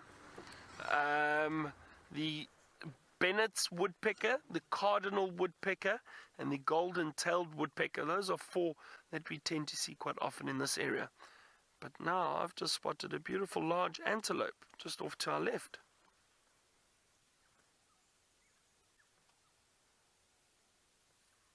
Lovely big male waterbuck. Beautiful big horns on him. Wow, he is a prime specimen.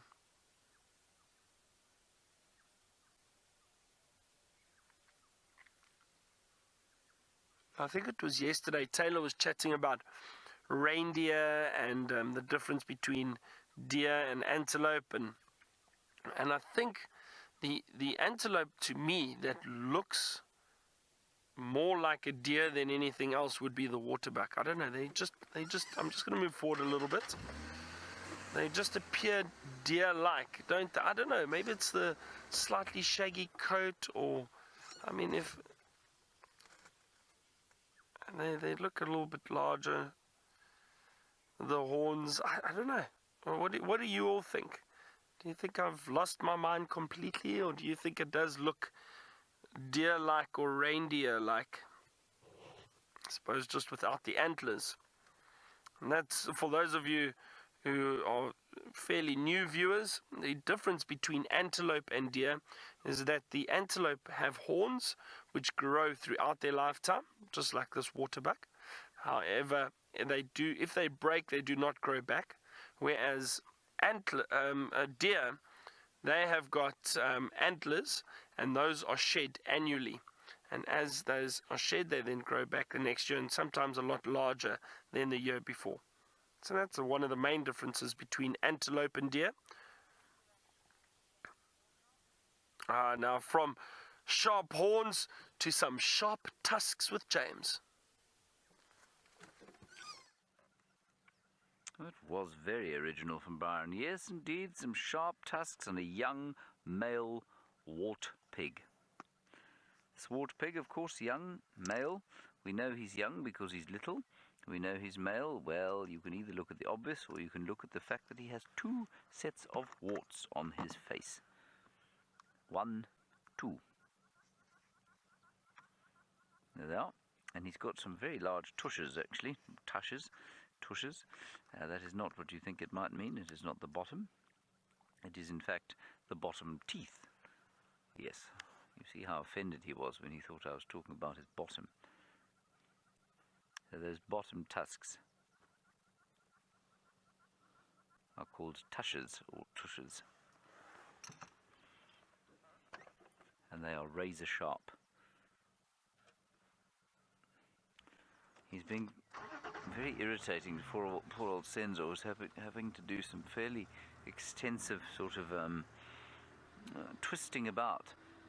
And the warthog has walked a substantial portion of this airstrip. We're on Chitwa, came along hoping to find, well, we didn't really know what we'd find. We found a nice warthog, so we'll enjoy him for a while, and then perhaps we'll move on to some nyala down the way, and then we'll just have a quick pop on to Cheetah Plains and see if we can't find something there. Let me just get us into a nice position for this chap. There. That's better.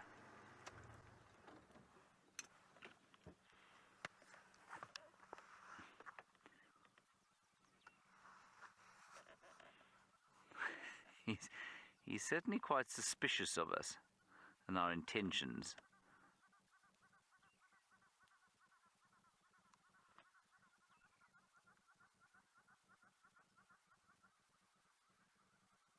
What an itchy face, poor fellow.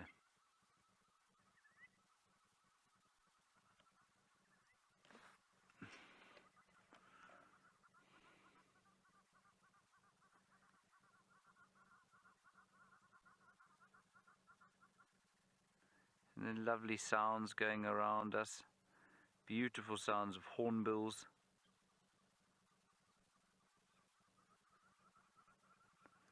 And that's largely it, really. Lots of hornbills calling. There's a real kind of peace around the morning. Bit of an air of anticipation that it might sort of warm up during the course of the day.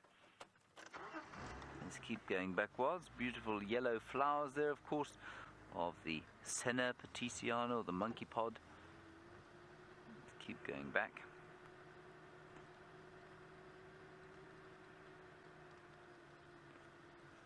Now, many of you, of course, wondering where Timon, the meerkat is.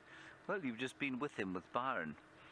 The nearest thing we have to a meerkat here, of course, is the dwarf mongoose. Now, there are no meerkats here.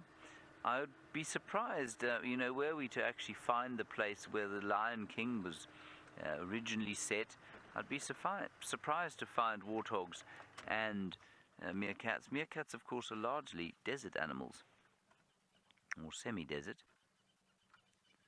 So perhaps Timon should have been a dwarf mongoose.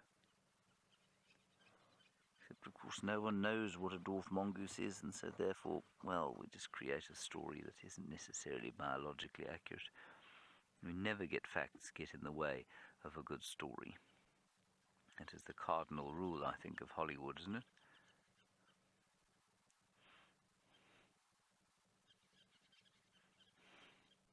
Oh, he's a wonderful fellow, actually. Now, Corio, you may ask, and well you might, why would an animal be born with warts? What are they for? They must have a reason. And they do. The reason, we think, is to protect the face when they're fighting. So those giant warts there, you can see, extend almost as far out as his tusks do. And what that does is allows for his eyes to be protected when he's sort of in mortal combat with another pig. Let's go around the other side and just go forward with him. I think we should just keep following him. This is quite fun. I mean, hardly ever have a long warthog sighting like this. Normally they just run away, which I'm hoping this fellow won't do, unless, of course, Tundi comes rushing out of a bush to try and eat him. Then I suppose he can run away, but not fast enough to get away.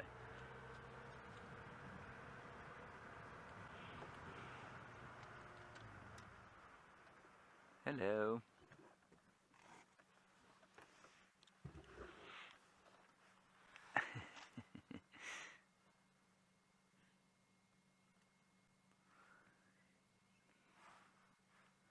Isn't he fun? And there the sun's just come out on him, making him look very smart. I think it's lovely.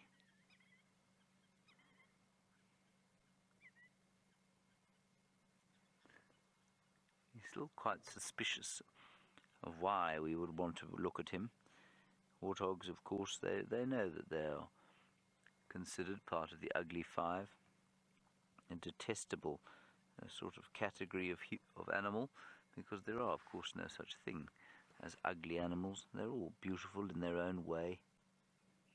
Well, we have to say that, don't we? But I do think he's quite fun.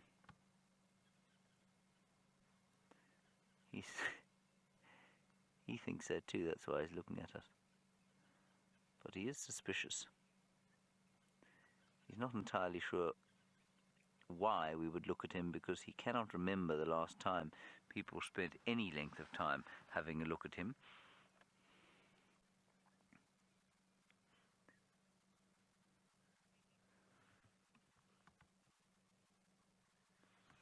Alrighty, well, we're going to leave this chap heading down towards the south. Where he's going is anyone's guess. Taylor, apparently, is now playing a game. We are about to play a game, so pay very close attention as to what you are looking at. We have a crime scene over here, and now what I'd like to know from all of you is what has happened over here. Now this is quite tricky. This could be a number of different things, but I know all of you are getting too good at picking up on the tracks and signs of animals, so I thought that I would just sort of play it up a little bit. But you can definitely see something has gone on over here and ended basically where I am. A bit of a hole. So hashtag Safari Live with who do you think, what animal do you think is responsible for causing all of this, well, commotion down here on the ground. We've actually seen quite a bit of it, but this is the best example of it we've had so far. Like I said, it could be a number of difficult things. So quickly send your questions in. Not your questions, I'm asking the questions. Send your answers in, and hopefully we will have a winner.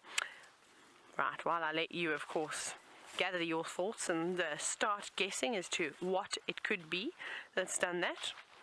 We're walking on one of the fire breaks at the moment, which is has been really quite interesting. Let's see if we can find any other tracks while you think. We won't go too far away as to anything else that's been around here. You can see that the termites have definitely been active at some point, but unfortunately their little holes...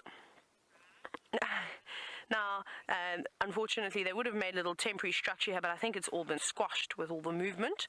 Now, Becca, you've said that it looks like something has been dragged.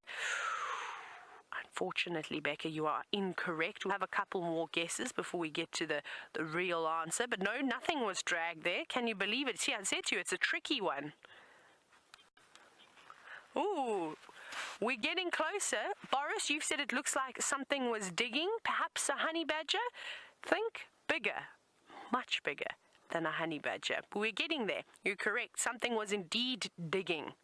But I'm going to tell you what I thought it could be. So let me actually demonstrate for you why I actually wanted to try and trick you.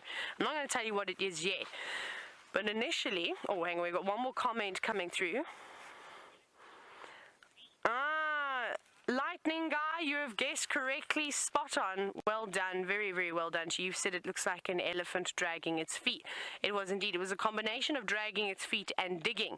And what I thought a lot of you were going to say was perhaps that it was a rhino midden, because if you just look at these two streaks on the ground of the sand, most of you would know that if you've ever come on safari before and you've ever had a look at a rhinoceros midden before, when a rhino marks his territory, he'll spray up against vegetation very much like lions and leopards do, except he then drags his feet like this and almost leaves something quite similar. Obviously they'd be closer together, and they do that of course to get all that urine and the feces in the cracks of their feet, and that scent will then travel on. So yes, well done to everybody that did guess correctly and say elephant. It was a massive elephant bull playing around here. So I think he was obviously feeding. He pulled a couple of branches down on the road, which Rexon and myself actually picked up and moved off, and he's come through here, he's dug, this is most likely from him picking the sand up in the tips of his trunk and throwing it on the left hand side of his body and then throwing it on the right hand side of his body. So he was standing here perfectly. How cool is that? Isn't that amazing? And this is where he was digging to find all the soil. So that's what's so exciting about bushwalk, is you get to see all the signs of the different animals. So I hope you took a couple of screenshots for yourselves to keep in your tracking books, or if you're making up your own one. Byron, however, has got something slightly smaller than an elephant.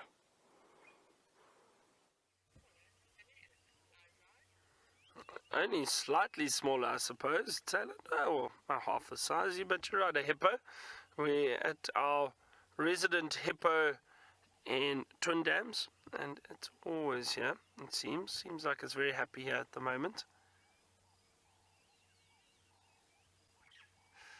I wanted to ask, we got some comments, and I'm curious because someone said, kudos to Byron for finding the leopard. Where does kudos come from? And maybe some of our viewers can enlighten me a bit, because I don't know. And I know it is a word that's used a lot in the United States, but where does it come from? What exactly does it mean? That's my question to you, if you don't mind me asking. kudos. I was going to say, no, it was not a kudo, and it was a leopard.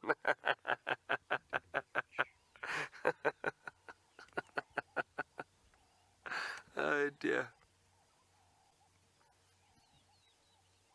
I think we should actually move on from the dam now. I was just hoping to bump into perhaps Hosan or Shingile. They do hang around in this area from time to time, but I think for some reason they've been spending a lot of time just further south of our boundary.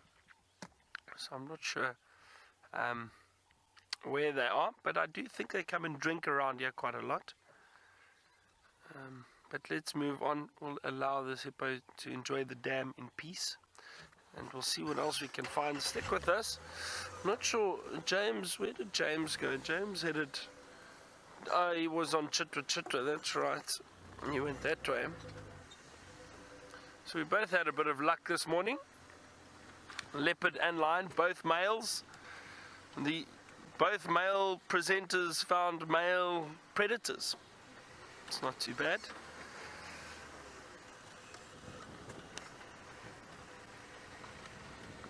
I'm going to drive, I'm trying to think, I'm going to cross the Mulwati, drive up on the other side of the drainage line. I'll go around rather. Signal drops a little bit down in this dip. It's such a beautiful morning, nice cool weather. You can actually see some blue skies starting to peek through. There we go. And I've always said this, that when guests ask me what is the weather going to be like today, I always say let's wait till about 8 o'clock. And 8 o'clock you can usually tell more or less what kind of day it's going to be. If it's going to be overcast for most of it, or if it is going to clear up. I find for some reason in this area that's generally the time of that the sun's high enough to kind of sort out all these little clouds. And by the sort out I mean it burns them off and they tend to disappear, and you have clear skies, or it's going to be a front that's moved in and sticks around for some time. Lot of tropical tent web spiders at the moment, and I think also because of all the dew and moisture we can just see them.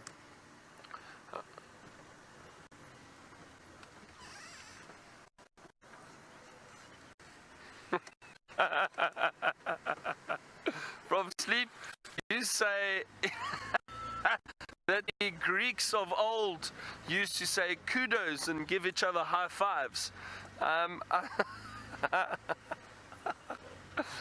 So you say, who was it, Mark Anthony or Cleopatra used to give it kudos, high five. I wonder.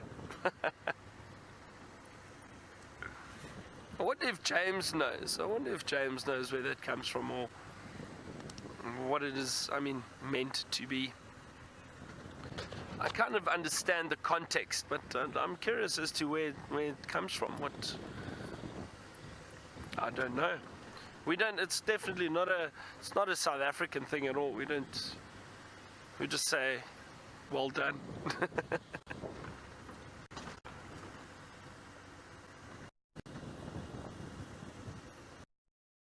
Oh, still looking around, and I wonder what her plans are for the morning, but she seems to have a creepy crawly. Oh dear, Taylor.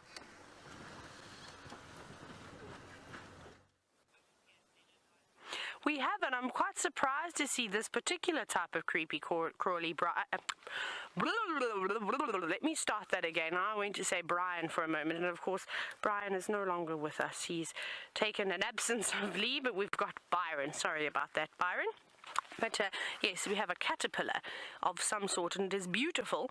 I remember seeing them at the beginning of the year. We're seeing loads and loads of them. If you remember the sighting I had once with Nguhumas, where I had a caterpillar, well, crawl on my body, and then I tried to release it quite safely into the sighting, and it ended up getting caught.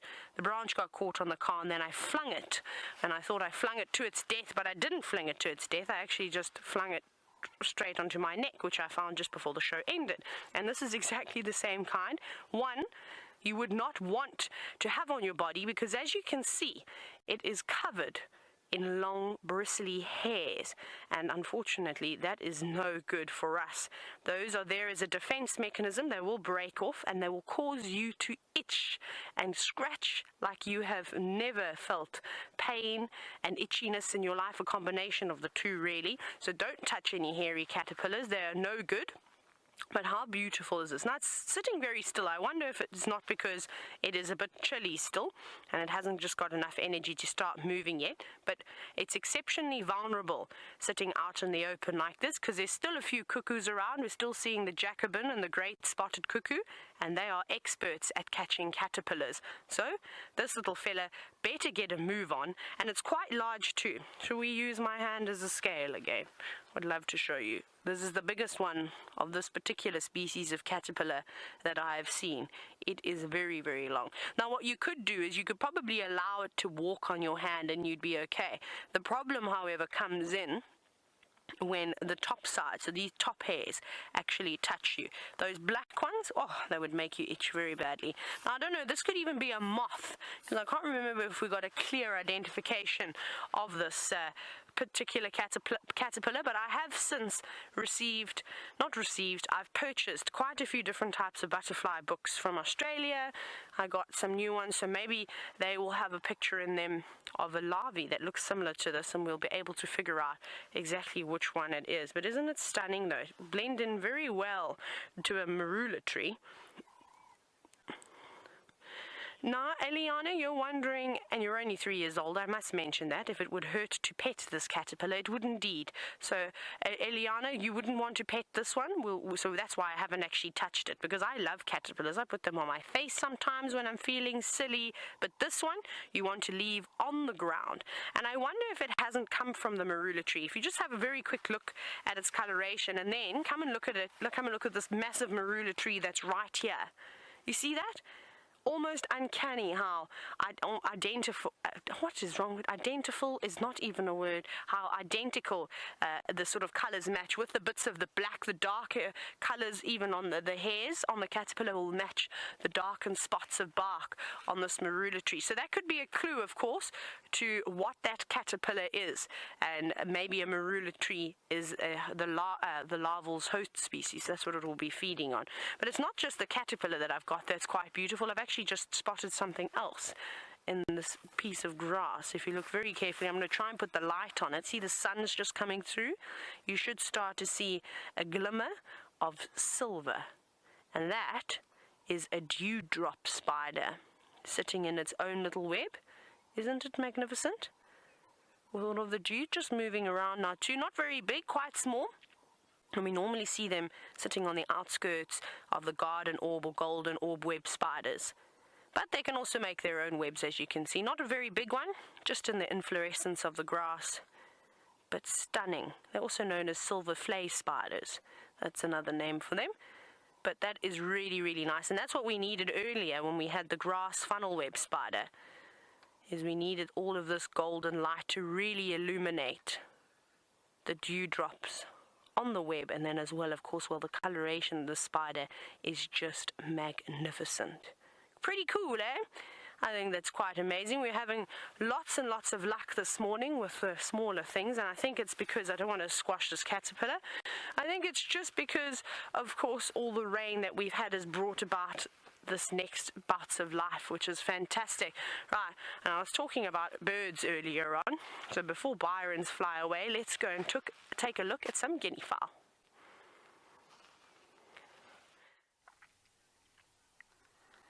Sure, Taylor, I don't think these guinea fowl are going to fly away. They've been sitting here for about 5 minutes. I think just warming up in the sun. Nice to see the guinea fowl. It look like a lot of young guinea fowl there too. They're not the only ones enjoying the sun though, but yeah, they're definitely preening themselves, warming up, enjoying the sunlight. Haven't moved at all, but like I say, they're not the only ones enjoying the sun. We are too, and so are the little dwarf mongoose. Another little family of dwarf mongoose. Just over there, sunning themselves, cleaning themselves. Looked like some youngsters there earlier that I saw.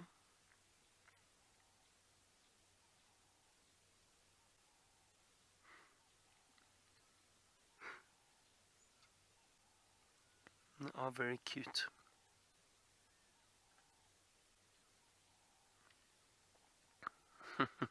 Look at them cleaning that. Now also that cleaning and grooming will strengthen bonds within a group of mongoose. Do any of you know what a group of mongoose are known as? Craig, do you know? Not the plural of mongoose. A big family or big group. And some of you can double check me on this, but it's a... Well done, James, you are correct. It's a business of mongoose.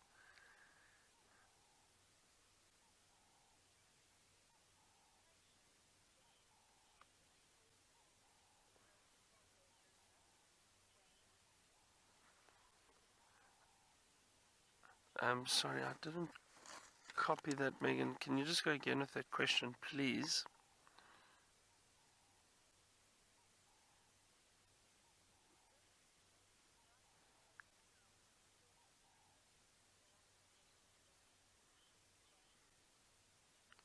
James, I'm not sure. I don't know much of the dispersal movements of mongoose. You asked, will the young male mongoose disperse with siblings or male siblings out of a family? And I'm not sure. I don't know.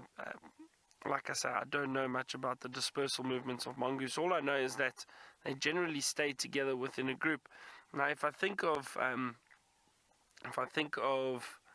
meerkats, for example, which I've kind of monitored a little bit closer than I have other mongoose species. The meerkats, the males and the females all stay within the same group, family. But what does happen is there might be a male. He gets to a point where he moves off on his own and tries to either meet up with another group or another family, or just leaves that specific group if he's unable to mate with any of those females.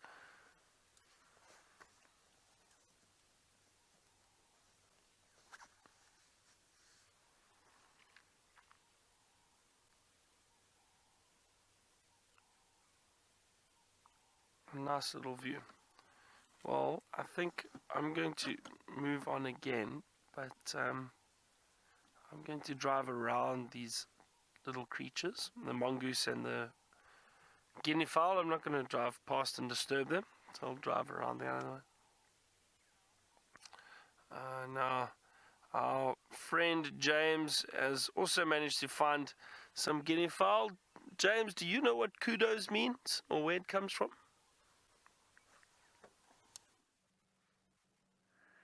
Yes, I do know what kudos means. I'm not sure where it comes from, though. Sounds like it probably comes from Greek, but I might be entirely wrong. There is a little flock of guinea fowl there with some very little ones. That one is obviously, you can see it yawning there. It must be an exhausted mother or father.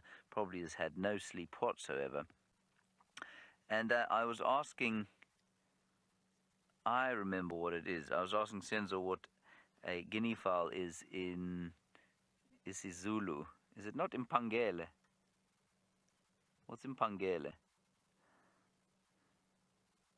Some deathly silence from behind me. and a thumb. Yes. Impangele. Oh, look at them, aren't they sweet? Now, although you can see there that they're much, much smaller than mum and dad, and they're eating the grass seeds there. They're picking them off the stalks. They're able to fly. They can fly even at that young age. And that, of course, and they've got very stout, strong legs, which means that even though they were born on the ground and born very sort of vulnerable, they are able to move and get away from predators almost immediately. Now they're fighting over a piece of dung, and so their mother is no doubt rolling her eyes towards the heavens as she thinks about the ridiculous nature of young creatures. Now, interestingly here, you will find much less. If you were to, let's pretend this was a flock of wild dogs, a pack of wild dogs, you would find the youngsters playing with each other. And in fact, if those were children, there'd be one pushing the other, one tripping the other, one slapping one over the head, the other pulling a pigtail or something like that. Lions would be doing the same, wild dogs would be doing the same, and birds not. They do not exhibit anything like the same propensity to play behavior that mammals do. And I was reading a little bit about that the other day, and while I've often said that the play behavior engaged in by mammals helps them to, or helps their muscles develop, and it helps them, their neurological systems to sort of develop properly, it also apparently plays a major role in sort of the setting of a hierarchy. And I wonder if the fact that these birds have to spend their lives walking around foraging and eating, if that isn't sufficient physical activity for their muscle and neurological development, and therefore the play behavior is not necessary for that. And of course they will end up as a pair. They will not end up in a sort of flock with a hierarchy, and perhaps because of that there is no necessity for them to engage in play behavior. I think it's quite interesting. Can anybody think of a bird species that does engage in play behavior? I don't know of one, but that's very difficult to think of a mammal species that doesn't. But those that are solitary definitely play less than those that are not. Little tracks all over the road here, and they're just picking the grass seeds, the last of the seeds, off the stalks. There they are. Disappearing into the Vernonia and amongst the Syncolostemum bracteosus. That's right, that's the purple and white flowers that you can see through there. That's such a pretty little scene, isn't it? A couple of hares' tails. Oh, that's beautiful. Isn't that lovely? Look at those colours.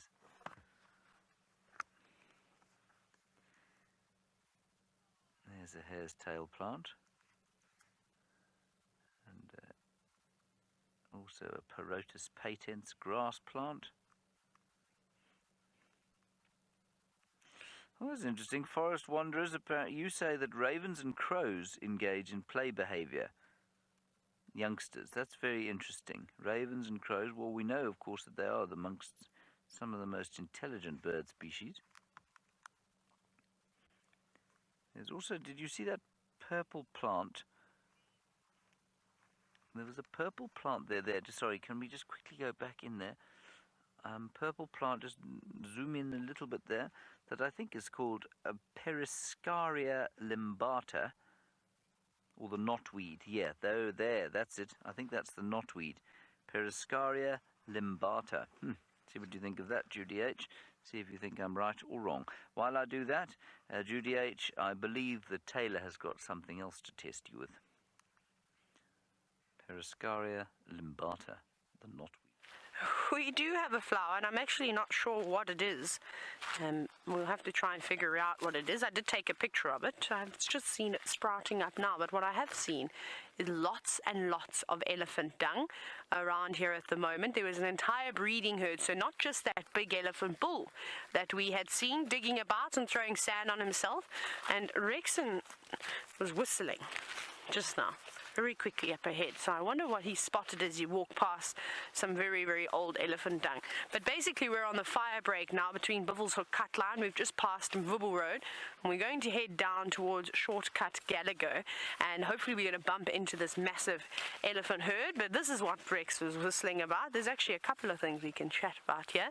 We've of course got this African land snail, who I don't think is going to go anywhere very quickly. But how beautiful are these creatures, and especially to see them on bushwalk is something quite special, because we have got the advantage of getting down and low and bringing you those great camera angles of the snail. Now we need a fungi. Where's the fungi? Let me see if I can find one. I don't think it will eat it if I were to give it to it, though. I think it would probably just retract and retreat into its shell, as they do when they are frightened. But isn't it beautiful? And look at that, secreting all of that slime from a gland situated just at at the base of their sort of foot, and that allows them to move quite swiftly, well, in terms of a snail pace, really, and quite easily along all the different types of debris. But that is so cool. And this is a particularly big one too. Not the biggest, I've definitely seen much larger. We normally see much larger shells of the African land snail, but you better be careful, Sebastian. It's going to eat the camera. It's coming straight towards the camera. It's so cool. Being charged by stand your ground. Nobody move. Of course, these are the things we have to shout when you're being charged by an actual animal that would threaten your life. But something like an African land snail, well, that's not really going to bother us too much. How cool is that? And just also, you know what I love the most is the sort of grooves that it has on the foot itself. And the patterns are spectacular. And then, of course, the tentacles, the two pairs of tentacles. It's got the eyes and then the mouth tentacles, central nerves. I'm sort of always looking for something to eat. I'm desperately looking for a tiny little fungus. I want to feed the snail. But like I said, I don't think it's going to work. I just really want to see it so badly that I'd be naughty. But luckily for me, my temptation is stopped by the fact that there are no mushrooms around. Oh, this is pretty cool.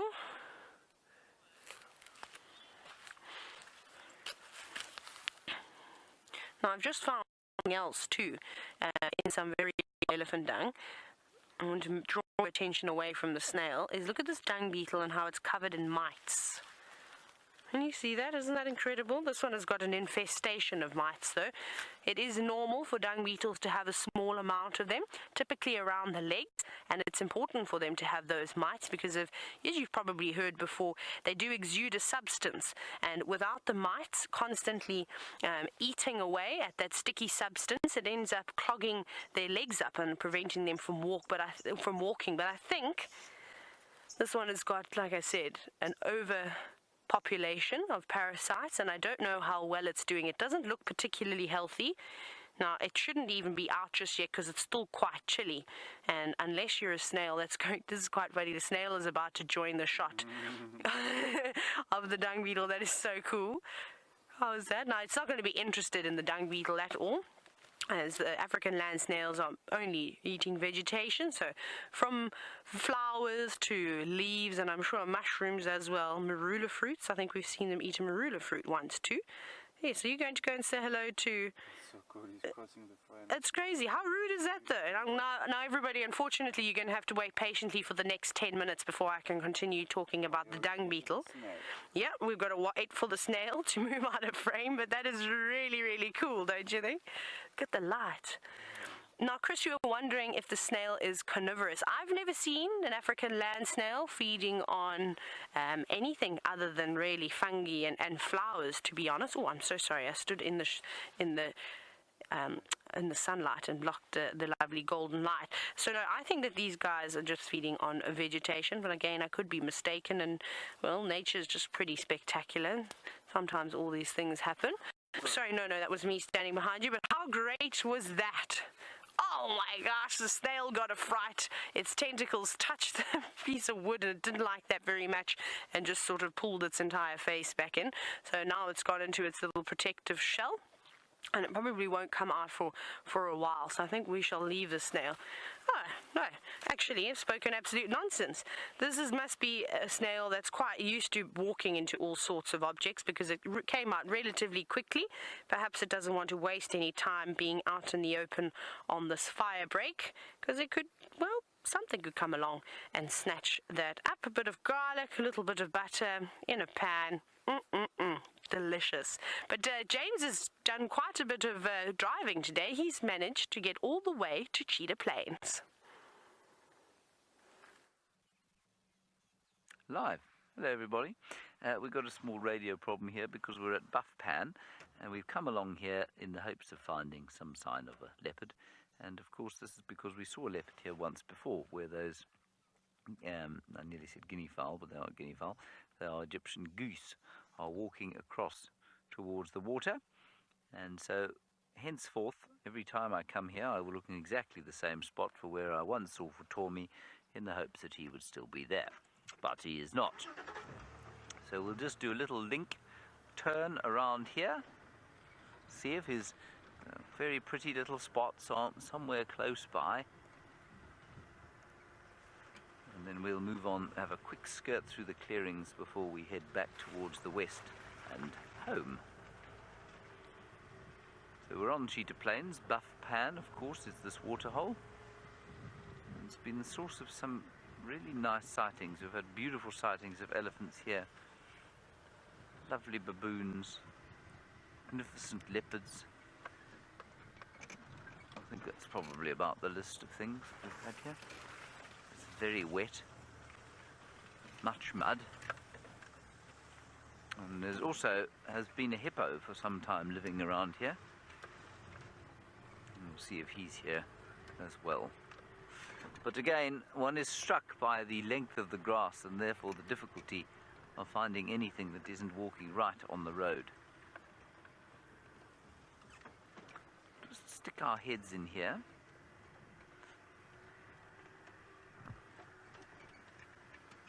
Just stop here and have a listen. You can see the Egyptian geese across the other side there. And we'll just wait and see if the hippo doesn't pop its head out. There we are. They're going to have a little swim. Looking for algae and deliciousness to eat. And of course, well, while we search around here for a leopard, perhaps, Byron has managed to find himself, I'm trying to think of something original to say, but I cannot, so I'm just going to say that he's found an elephant.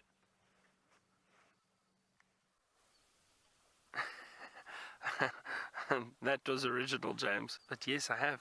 And look, a whole herd coming down to drink and play, and their babies. Oh, look, that little one just took a tumble in there, slipping on the mud. Oh, shame. Oh, this is fantastic. What a nice surprise. Now, I think for some reason, this one female is looking a little, not aggressive, just a bit tense. I wonder if or they were moving very quickly. I think possibly just excited to get down to the water. But now I don't understand why they would come to the edge of this steep embankment to try and come and drink here. That's unusual. I mean, they had water, but I think what's happened is there's a bull behind them. And I wonder if that bull isn't causing a bit of, not distress, but unease within the herd.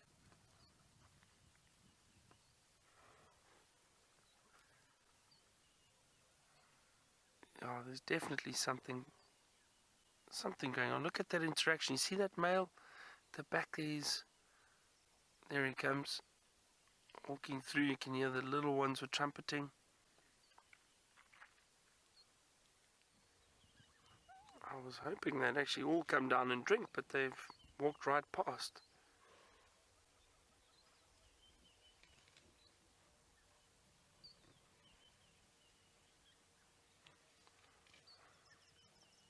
Starting to warm up nicely.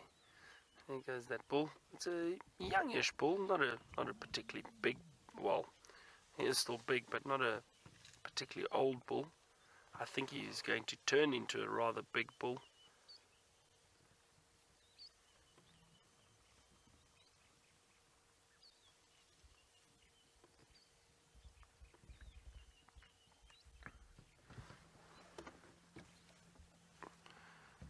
Really starting to warm up. That little one sounds like it's got a sinus problem with that little trumpet it tried to give.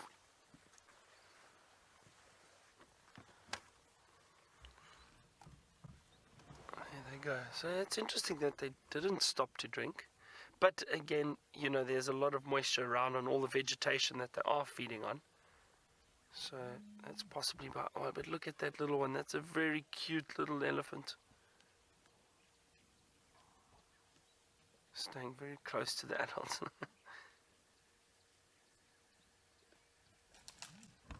Oh, they moved very quickly through this area. So our timing was perfect to get to the dam. Because I think if we had been a few more minutes, I think we probably would have missed them.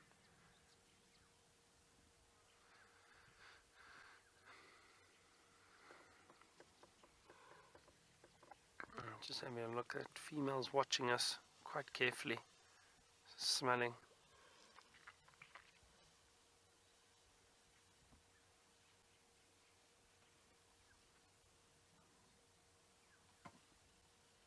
A nice big female, looks like quite an old female.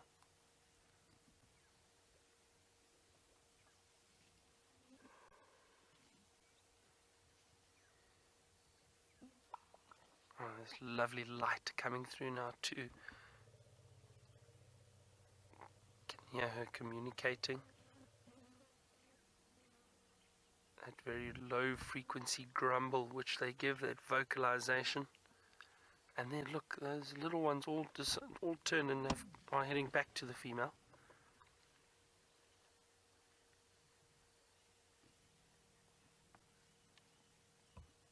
I wonder if they're going to want to walk past us.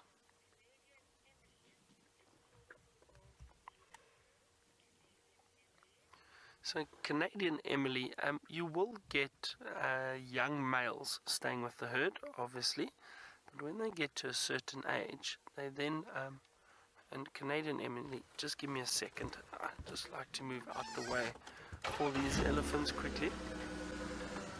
I'm just showing they want to walk past us, so what I'm going to do is back up a little bit. It looks like they want to head this way. Let's see, and what I'm going to do is I'm going to stop over here, give them some space, and see if they do decide to move on this way. But it's just, and it's not because they're aggressive at all, but again, you know, I've always said we need to be sensitive, and if I can see an animal wants to move in a certain direction, I'll move out the way for it. Just like that leopard did this morning. He turned, he came back towards us. Rather move out the way. There's no need to keep the vehicle there and see how close they can get, because you know, if the animals feel comfortable, they will walk past if they want to. So Canadian Emily, getting back to your question, the young males will stay within the herd up until a certain age. Then they get pushed out, or they leave, and they try and meet up with big dominant bulls that will probably teach them how to be successful and where to move around, and what areas and so on, where to look for food. But then every now and then you will get big males that come and join a herd, and the reason for that is they are looking to see if any females are in estrus and that they may potentially mate with. So that is what that is, or why that male is there. I think it's not often that you see a big male within a herd. We've seen the last week or 2 weeks, we've actually seen males within the herds. Now they don't have a specific mating season, but there's possibly just a lot of activity, a lot of males in must at the moment, out of summer, because there's a lot of good food, water, so ideal conditions for mating possibly.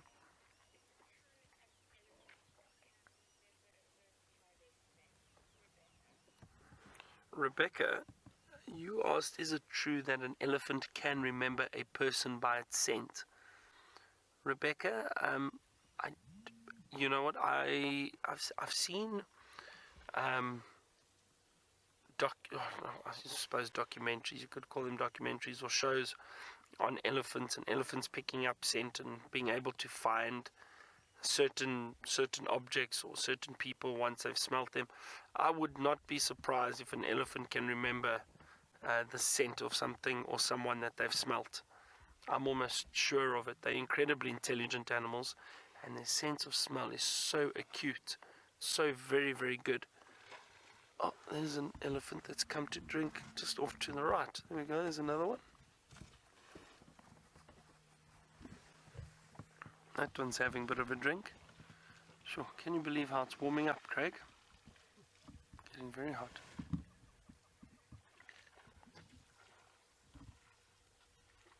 Well, these elephants have decided to now stand and wait. Oh, I don't know why that is.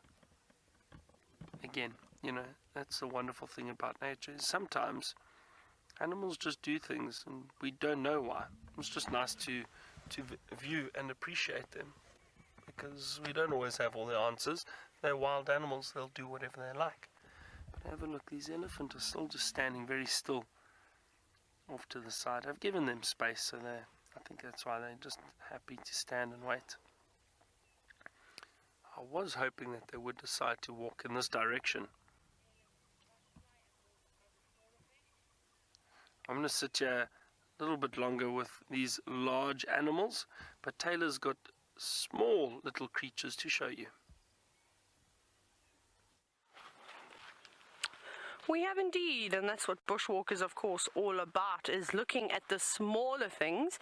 Rexon has just grabbed my attention. He said that he's seen the coolest thing. Now we need to go to Rexon and find out what that cool thing is. What is it, Rexon? He's not telling me. He's waiting for me to come towards him and see if I can see what he's seeing. So the pressure is on.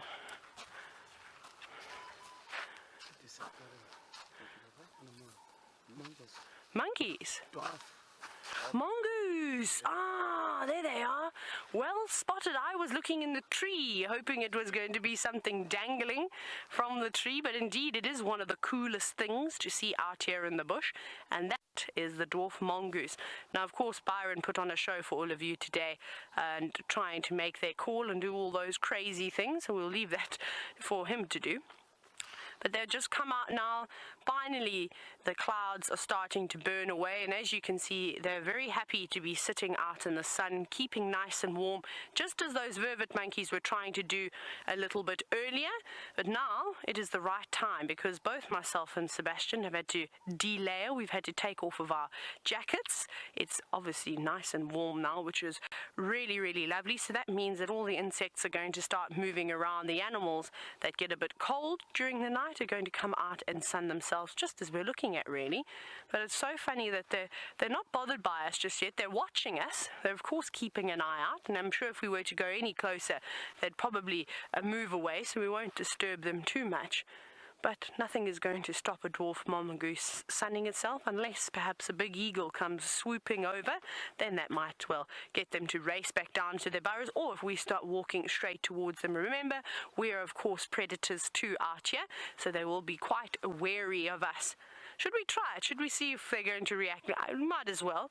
I'm not too worried about them disappearing down into their hole, because we will have to walk past them anyway, and they will just pop up. So let's see how close we can get before they disappear. So I'm going to keep walking towards them, going to them at all. We'll just la la la. Not bothered. I think we can get to the silver cluster leaf, and we might be able to stop. So I'm just going to look. Ah, very nice. It's okay. Hello, guys. One got a little bit of a fright and darted off, but didn't go down into its burrow. Actually just moved towards the sort of shrub areas. There's all these little plants that are growing. And they've just disappeared behind there, but there's one starting to pop out now. And if you look very carefully, you could actually see a little animal pathway that they've been using. I can see clearly from here how they've disturbed quite a bit of the soil as they move around. Now, I don't think that this termite mound is very active anymore. It's covered in vegetation, and it's actually really good for these mongoose, because now they can just sit quite close to the mound, sunning themselves without too much worry, because it's only about half a meter that they have to dash to find sufficient cover. So that's really nice. What a really, really good spot. A couple of jackalberries and quarry trees growing out of it. Let's see if we can see them again. They might be a bit scared of us. Now, Shansign, I think that's the name. You're wondering if mongoose click. Oh, there they are. There's one just poking its head out now, just at the top. I haven't heard them click. Oh, do they stink? Ah, not click, stink. I've never got close enough to a mongoose to smell it. However, they do have anal glands, so I can only imagine that they won't be too pleasant smelling, but I don't think as stinky as hyenas and wild dogs. There we go. Now they're starting to relax, and there's even one popped its head out where we first saw them, just on the right-hand side. So that's quite cool that we're only about 15 meters away from them, and they're quite comfortable with us. This is really cool. So I don't think that they stink too much. I didn't have it. It was a pet that somebody had that they didn't want anymore. It was a small grey mongoose, and they actually look quite similar to the dwarf mongoose, just a little bit bigger. And we ended up rescuing it This is on a game reserve, of course. It went to the volunteers, and that didn't work out so well. So it came and spent its life in the rangers village. And the one day, the slender grey mongoose, the small grey mongoose, decided to follow me around. So as I was sort of taking my laundry to the laundry, this mongoose would follow me, running at my feet. I went and then washed my car. It was in the cruiser, making lots of noise and probably chewing things it was not supposed to be chewing while I was washing the car. Then I parked it and wiped it down, and it ran all over us, and it didn't smell very nice, and it was constantly sort of marking on everything in my room. So everything smelled a little bit like urine, which was not great. So I would not suggest having these guys as pets. They're just cute to look at them like this, as are most of the animals. It's better to just leave them out in the wild. But what we did do is we ended up releasing it, and it lived its life outside. Now, Rebecca, you're wondering and if they've got red eyes. They do indeed have sort of reddish eyes, like the fork-tailed drongo. Not as extreme, though, and it matches their little red noses that they have, too. And they are very, very sweet and ferocious predators, too. I'm glad that it was a small grey mongoose that I had and not the dwarf mongoose, because I don't know why. I just think the smaller the animal is, the sort of more feisty they are. They have to compensate to try and scare off something that could potentially sort of harm them. So you normally see smaller predators sort of reacting. But I'm blown away right now as to how relaxed they have become, because some of them have started grooming each other. So that just shows you they've now. Well, there's one watching us, but the others are not particularly bothered, and they're so comfortable that they're happy to go about their sort of day. There's a whole lot. There's probably about 10 of them or so that live in here, but I don't want you to disturb them for too much longer, so let's leave the mongoose. Bye, mongoose. Thank you for being so nice. And it's always nice to have short, sweet encounters like this with animals, especially on foot. So hopefully the next time we come through here and they are still living in the same mound, they'll be quite relaxed with us right off the bat, and we'll be able to spend a bit more time with them. So that's really cool. Very, very happy with that. Now, James is, of course, scouring around on cheetah plains. He hasn't found any cheetah, and he hasn't found any leopard yet. Let's go and see how he feels about his lack of animals. I'm afraid all I heard of that link was live. So I don't know what Taylor said. I've no doubt it was pithy and very amusing, but I'm afraid I cannot contribute to the joke. Oh, how do I feel about my lack of animals? Thank you, Taylor. It wasn't pithy or vaguely amusing. I feel sad, hurt to the core of my being, because really there is nothing here on Cheetah Plains at all. There was at one stage a leopard and a hyena, and in fact I'm going to do something illegal now. We're going to look at a wasp, but it's on Nkoro. There it is. Can you see it, Senzo? I'm trespassing now. Can you see it? There it goes. You got it. That's a wasp on Nkoro, everybody. It's the only living thing that is other than vegetation that is on the Cheetah Plains and Nkoro area. So we've had to resort to staring at a wasp on Nkoro.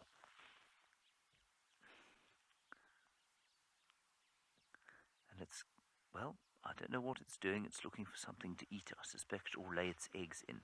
But what I wanted to show you here was the tracks of a large male leopard heading into Nkoro. I suspect this is quarantine. Let's look up the road, see that he isn't there. There it is. 1, 2, 3 lobes at the back. 1, 2, 3, 4 pads at the front. He's come here, he's marked this tree, and he's carried on into Nkoro, I think. Yeah. Cheetah Plains, really, I must say, other than for the knotweed, which we found, which I'm not sure I've spoken about before, which I'm afraid I know some of you will be interested in, but many of you would rather see quarantine than a knotweed. I'm not sure that there are any that wouldn't, actually. Well, other than the knotweed, not much is going on here on quarantine. So So I'll have to get back home and apologize to Byron and to Taylor for failing to contribute sufficiently to the drive. I'll have to cover myself in sackcloth and put ashes on my head. I did see, I will tell you, a Namakwa dove, which was quite nice. I also saw a double-banded sandgrass, which was also quite nice. And we saw very tiny little francolins, just this big. But you were looking at elephants at the time. What have you seen, Senzo? A dove. I think it was a dove. Djuma. So we'll continue searching faithfully until we come up with something, or until the end of the drive comes, whichever comes first. We've checked all the favourite haunts of the leopards we know of this area. Nothing there. Oh, there's a squirrel. It's run away. Let's see if we can't find it up in a tree somewhere here. Squirrel, are you here? No. Michael, you're wondering about the most social animal we have here. Well, there's one right on the road just in front of us. You've already had 3 or 4 sightings of this animal today. That, of course, is the dwarf mongoose. This one is in full charge. Stay back, everybody. Fear not, I will protect you. They are definitely some of the most social animals out here that we get. Taylor is probably the most social animal that we get out here. In fact, Byron is probably the most social animal, followed by Taylor. And then they are closely followed by the dwarf mongoose. And they're all around us here. They're on the road, they're off to the side, making their little calls that apparently Byron was failing miserably to make earlier on. I wouldn't even attempt it. This one is going to find himself in a fairly substantial automotive accident fairly soon. We probably won't move just yet. But there's some grooming each other on the ground there. Some mutual grooming and cleaning. That little jerk there of the camera was Senzo having a sneeze. Bless you, Senzo. That is the thing with being live, you see. If you weren't live, well, you just sneeze and carry on your shot. Can you hear them around us? Just making a little call.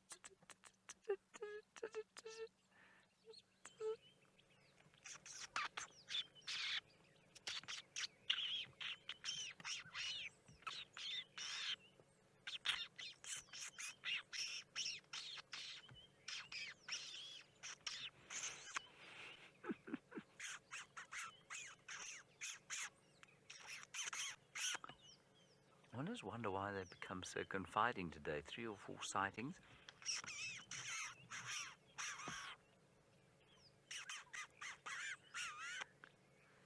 Of course, I'd love to think that they were only coming towards us because of the noise I was making, but so many have come this way. Oops. That's because I sat up. Another one coming out to the left.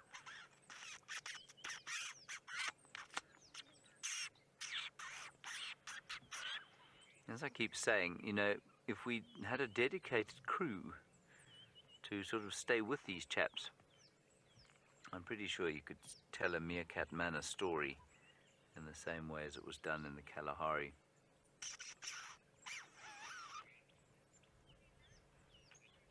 Yes, well, I am. I'm speaking mongoose. I speak dwarf mongoose. There are 76 dialects of dwarf mongoose in the world. I speak 54 of them. I'm working on the others. They're quite complicated languages, you know, sort of about 20,000 words each.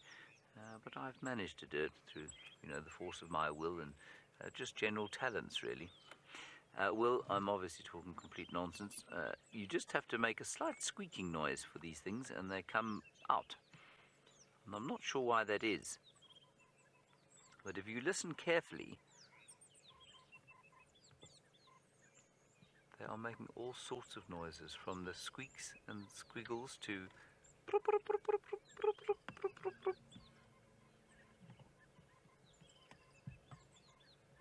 an interesting call. You don't often hear that one.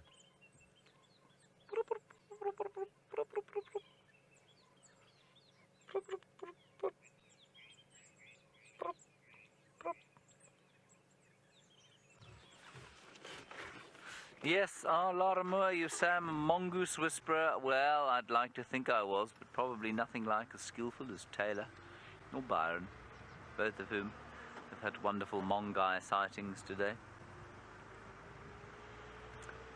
There were also some southern black tits that just flew overhead.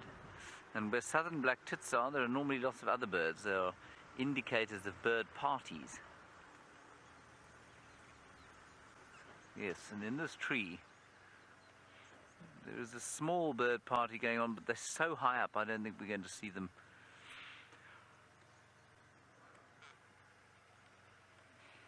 No, Senzo, I think we're wasting our time there. I'm sorry. There are a couple of starlings. It's a brown ivory, and I wonder if there aren't a few fruits in it, maybe. I can't see any. Well, there's a starling at least.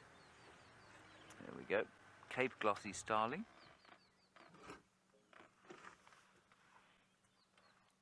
How do we know it's a Cape glossy starling and not a greater blue-eared glossy starling? Well, we heard it saying. There, you just heard it calling. And they make two different calls. One is, well, this one makes that call, sort of swizzling call, which I like to imagine as it's saying, Cape glossy starling, Cape glossy starling. Whereas the greater blue-eared glossy starling, which looks almost identical, says, wow, wow. I like to think of that as blue, blue. So that's how you know. One tells you, I'm a Cape glossy starling. The other one says, blue. I've never found that to help anyone else in the whole world, so maybe it'll help you. But that's how I remember it.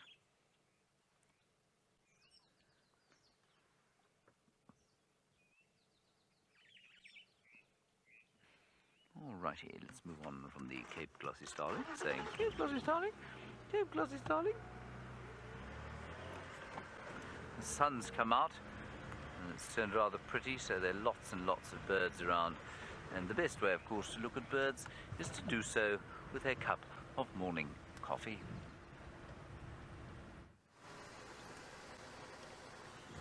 It is indeed, James. It is indeed. I've got my trusty flask. I must be honest, I'm really happy with my flask. And it's nice to actually have a cup of coffee. Like I said, we do it with our guests. You stop and have a little cup of coffee. I was going to stop at Piffleshoek Dam, but that's when all those elephants arrived. They moved off quite quickly. What had happened was another bull came into the area, young bull though, and basically just ran and chased them, and the whole herd disappeared into the bush very, very quickly. Hold on, I can hear some interesting birds. There's a beautiful magpie shrike up in the top of that tree there. Let's see what other birds we can find around here.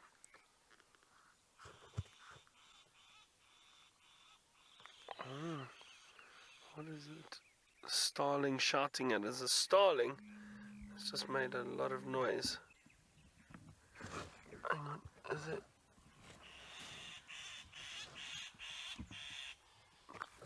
Let's have a look here. Wait. Just gonna reverse. I thought I saw some movement in that tree.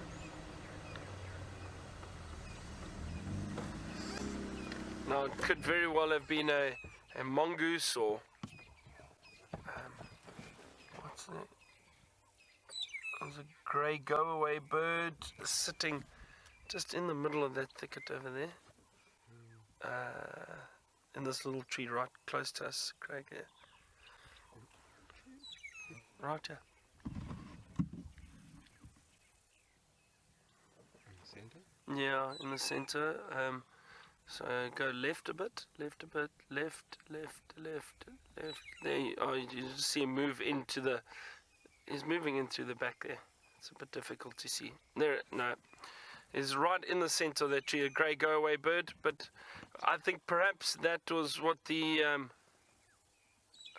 yeah, don't worry, Craig, I think he's disappeared deeper in there. I think that's what that starling actually called at. Maybe the lory was just the grey go-away bird was still just very close. Oh, there's a beautiful bird in the center of that the tall acacia, Craig. You can just see in the middle. Go straight, left a bit. Hold on, where is it? He's still there. Still, they just go. There he is. There he is. Well done, Craig. That's difficult to see, but that is. Oh, it moved. Can we still see it? That is called a scimitar bull. Oh, there's those are little weavers around there now, I think. Where did that bird go? I think all that movement are the weavers on the other side. Yeah, it is through there. There it is. You can just see it moving. Hopefully we can see its beak. It's got a beautiful curved beak. It's called a common scimitar bull. There it is, just preening its feathers, cleaning its feathers. It looks very similar to the green wood hoopoe. Oh, there it goes. It's just flying off. And what I'm going to do is I'm going to show you a picture of it quickly, just so you can see what this bird looks like. Hang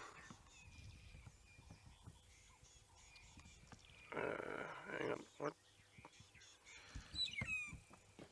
Sorry, I updated this this app, so it now looks very different. And why can't I do that? Oh dear. Okay, I'm not sure what's going on. Anyway, can you see that? Sorry, Craig, the light is a bit bad, isn't it? There we go. That is the common scimitar bull. Very long curved beak. Feeds on insects, and flying insects mostly. There goes the grey go-away bird. Just flew past us. So that was what that was. Nice to see the common scimitar bull. Why didn't that? Oh dear. Sometimes updating apps doesn't work very well.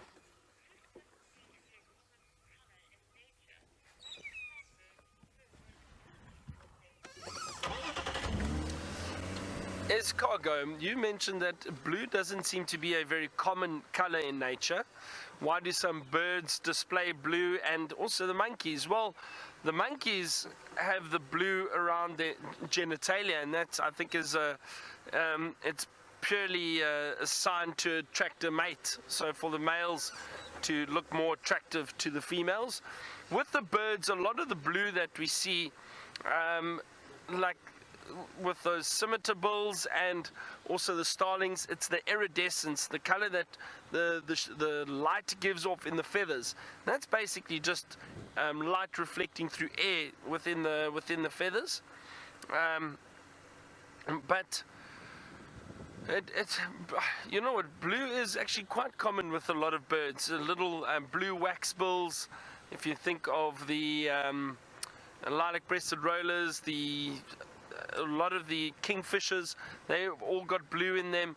So it is common within birds, but within the animals not necessarily, and I think it's because it stands out so much. The blue within the birds is to obviously attract mates, and birds obviously rely a lot on their color and the plumage to attract the mate. The males are more colorful than the females, whereas with animals it doesn't necessarily mean that. And the thing we need to remember is animals will stand out a lot more, I think, with the blue, although again we don't know what shades of color the animals actually see, and I think possibly because they don't see as much color as what we do, those bright colors aren't necessary. I think so, Escargot. That would be my guess, is because of the color spectrum that the animals see. There's no reason to see these bright colors. Usually attracting a mate is just the biggest and the strongest. That's all you have to be out here, the biggest and strongest, and you should attract the mate very easily.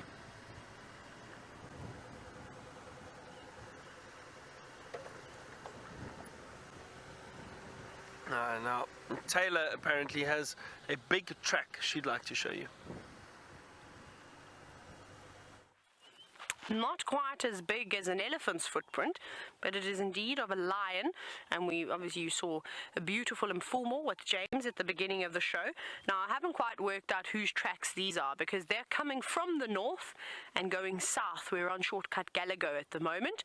So it could be Mfumo's, because we did start to hear a lot of that rumbling, and it's quite funny. And if for those of you who have been watching for a couple of years and watched the Birminghams grow, you'll know that Mfumo doesn't like to just let out a roar at first go. He sort of does these, and then that's it, nothing, and he'll go quiet for a while, and then again, then nothing, and then eventually he builds up and he does a massive big roar, which is always quite funny. And that's what I'd heard at about 4:15 this morning. I heard this, and I sat up in my bed going, is that a lion? Then it was quiet. Went back to sleep again, heard it again. And then eventually by 4:30, it took him 15 minutes to build up, and he did the most massive roar that I swear my windows were vibrating. It was quite amazing. So I think that this could be him, especially coming down towards the drainage line. The sound, of course, will amplify. Here's another big track. This is quite a nice one too. It will amplify, and then, of course, that might have been why the windows were shaking. But I think as we move closer to the camp, we'll follow these and see where exactly he was standing, because it felt as though he was sitting at our dinner table in the middle of the courtyard roaring. That's how loud and how close it was. And Sebastian's nodding his head vigorously, going, yep, that's exactly what it sounded like. So let's keep following these tracks. Let's see what else we can find. There was also lots and lots of hyena tracks coming through here too. Got a question coming through from Skip. Now, Skip, and some of you may recognize that name, but just in case you're unsure, Skip is only 12 years old and he asks us lots and lots of questions, so we're happy to have you. Now, you're wondering, how large is the Birmingham Boys territory? Skip, it's really big. Beely, it's on Little Gowrie, on Arathusa, all the way to Cheetah Plains, Buffels Hook, Torchwood. They basically cover most of the northern Sabi sands, even to Hoffman's and Nets, which is quite spectacular. Now, one lion would not be able to do that on his own, but of course, thankfully, the Birmingham coalition consists of 4 male lions, and they're able to, of course, spread out and cover more ground, tend to more prides of lions, the females, which is really nice. So, in terms of size, I would say their territory must be well over 25. Are you smelling something? Ooh, so Sebastian's smelling popcorn, but we'll get to that now. We'll see if we can find any tracks. So I reckon, I'd say about maybe 30,000 acres, maybe just less than that, say between 25 and 30,000 acres of land. I'd say that's roughly the size of the territory of the Birminghams. I'm not entirely sure how big each of the properties are. I only know a couple of them, so I'm just sort of give or taking. But it's relatively big, and we're quite lucky. We deal with a thing called Panthera. So basically it's a carnivore research project, or rare species too, and every sighting that we have of the Birmingham Boys, of the Nkuhuma Pride, the Sticks, any of the leopards, even the southern ground hornbills and things like that, we actually record that data, and then what they do once a month, they put it all together and they'll do lions. So they'll do coalitions, they'll just do male lions of the entire Sabi Sand, which is 60,000 hectares, and you can see exactly where they've been traversing. And the Birminghams have got a large portion of the northern Sabi Sand. Remember, they even sometimes pop in to the Kruger National Park with the Torchwood Pride too. So it's very, very big.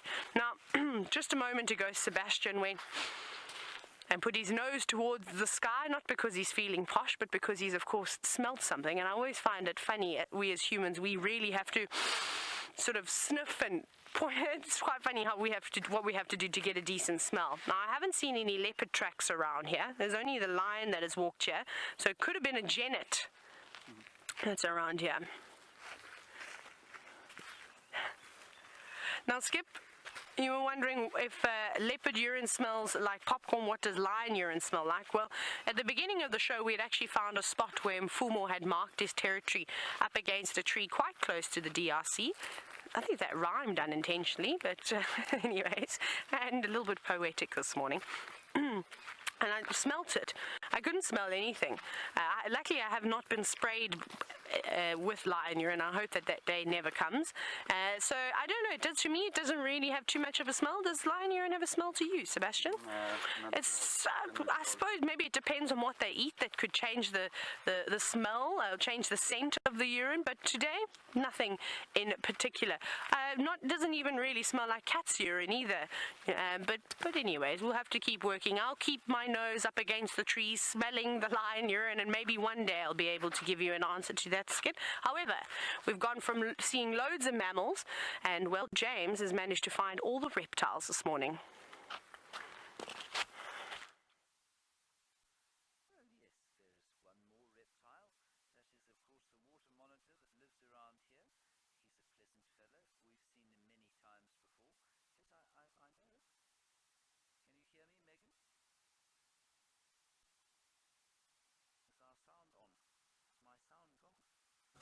Okay. Right, we've managed to find the giraffe that we've been looking for. It's just off to the side. There it is.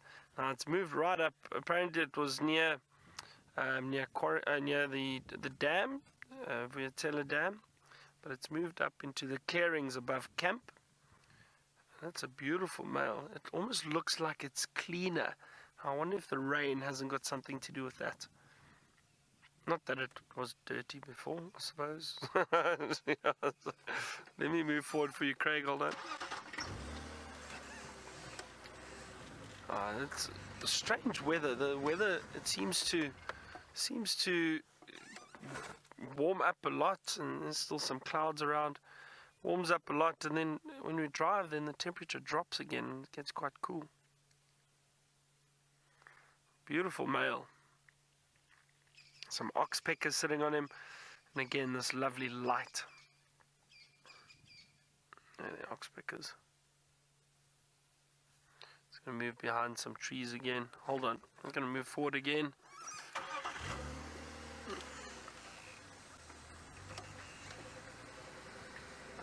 There he is.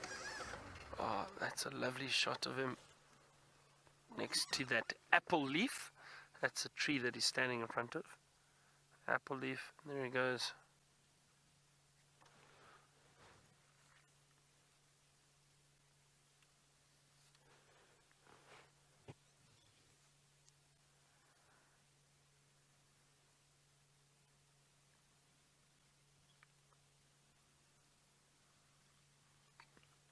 What a great morning.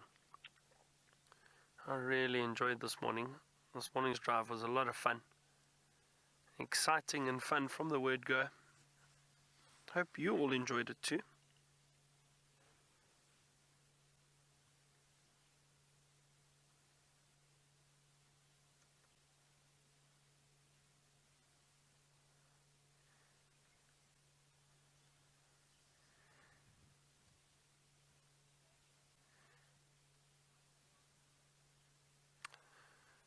So Canadian Emily, the giraffe they're not necessarily solitary. It's not unusual to find a big male by himself though, but he will meet up with females or other males. The giraffe social structure is quite random. There's no strict social structure. Usually, obviously, the females and the youngsters stay together, but the males move around, sometimes by themselves, sometimes in groups, sometimes with the females. And also the thing with giraffe, because they're so tall, they do occasionally spread out in an area. So we might not necessarily see all of them, but they can see one another because they're so tall, so they will be able to spot one another. And the theory is that those white ears also stand out quite a lot, so that they're able to spot one another from a distance. But like I said, there's no strict social structure. It's not unusual to see a giraffe by itself, but you also get them in groups or journeys, a journey of giraffe. So it all depends.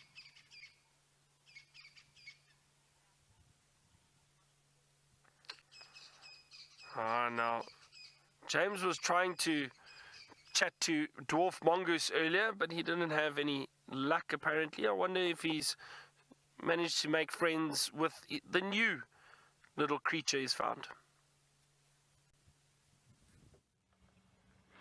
Knowing little about this creature, and I must apologize. The last time you came to us, I don't think there was any audio. You couldn't hear us talking, so I do apologize for that. I'm not sure what happened. But there we have the same, very same, well, now with his head up, I suppose, water monitor. Now, we had this thing 2 days ago on a branch not too far from where he's sitting now. So this is his wont, obviously. This is where he likes to be. And I wonder if it isn't the same chap that sometimes heads all the way up Twin Dams. Look at his tongue sticking out. Isn't that wonderful? Oh, I wonder if he spotted something he's going to try and catch. Because there is a water monitor that walks from here all the way up Twin Dams Road to Djuma Dam quite regularly, and you find his tracks going. And this is a big water monitor. I'd say he's at least 4 feet long. Isn't he wonderful? I wonder if he spotted a bird or something he'd like to eat. They're almost exclusively carnivorous, I think. Powerful legs, a big slapping tail. And James Richard, yes, very droll. You say this water monitor is quite the tree hugger. He certainly is. He does a lot of tree hugging, and now he's doing a bit of climbing as well.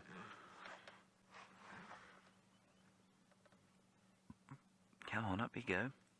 Oh, he looks like he's doing this in a sort of painful and slow way, but he isn't. He'll shoot up that tree faster than you and I could come down it. And I wonder if it isn't because he's either found something that he wants to have a go at a little bit further up, or perhaps that's just a slightly more comfortable position. How it could be, I'm not sure. But he's got his blackish back to the sun to absorb some heat before he heads back into the chilly water. He's sitting in what is probably the very coldest spot on Djuma. So that is the lowest point, pretty much where that tree's growing, the lowest point on Djuma. Well, no, that's not true. There's one just slightly lower in the drainage line, just to behind him, basically. But that's pretty much the lowest, and so he lives in a fairly chilly spot, and I would say that it's probably at least 5 or 6 degrees Celsius colder in this area than it is in the other parts of the world. Now, Forrest, you want to know if we get Komodo dragons here, because this chap looks like one. He does look like one, and he's not actually that distantly related to a Komodo dragon. But he isn't a Komodo dragon. Komodo dragons are found only, ironically, on the island of Komodo. And that is, I think, if I'm not mistaken, in the Indonesian archipelago. And I mean, those things, Forest, are at least probably 6 or 7 times the size of this. I mean, this chap is 4 feet long if you stretch him all the way out. But you'll find Komodo dragons are probably at least 6.5 feet long from tip to tail. And they're much, much wider and much heavier. So I would put his weight at probably about 10 kilos or so. No, maybe a bit more. Maybe 15 kilos, so maybe 40 pounds. And I think you'll find a Komodo dragon substantially heavier than that. Yes, that's what I said. You can see him looking at me. Now, will you say, does anything hunt these lizards? And the answer is quite a lot, actually. Leopards will eat them. Certainly, especially young leopards. We've seen Hosana and Shongila, our 2 young leopard friends, 15 months old now. That was yesterday, they were 15 months. No, it was today. Is it today? Is today the 2nd? No, it's the 3rd. Yesterday they were 15 months old. And they have both eaten water monitors. They're a great favourite, well, more its cousin, the rock monitor, a huge favourite of the martial eagle, which is the biggest eagle species we get here. And so they eat them. Lions will eat them. Crocodiles will eat them. You'll find, I suppose, there would be any number of birds of prey, if they could get them, would eat them. And once they get to this size, they're pretty safe from the attentions of anything but the mammalian predators. And crocodiles, of course. So, I mean, if a hyena could catch one, it would almost certainly eat it, as, like I say, as would a lion. Python also might have a go at them, you know. Lauren, I'm not going to be facetious, although it's very tempting with this answer. You say, what's the difference between a water and a rock monitor? The rock monitor is actually got a much heavier head. He looks like he's got a sort of Roman nose. This one's got a very streamlined nose. The rock monitor doesn't. The rock monitor also doesn't have those lovely sort of yellow and golden colours on him. He's a much more uniform, or he's a mottled grey colour, but he doesn't have quite the same striking coloration as the water monitor. Then obviously their habitat is different. A rock monitor can go in the water if it wants to, but it will normally be in tree holes, sitting on trees in this area, yes, sometimes on rocks, but this chap will always be around water. The rock monitor is potentially, I believe, slightly larger as well, but you wouldn't notice a difference in size. Now you can see that this chap's got a very pointed head, and the rock monitor's got a much more rounded sort of Roman snout.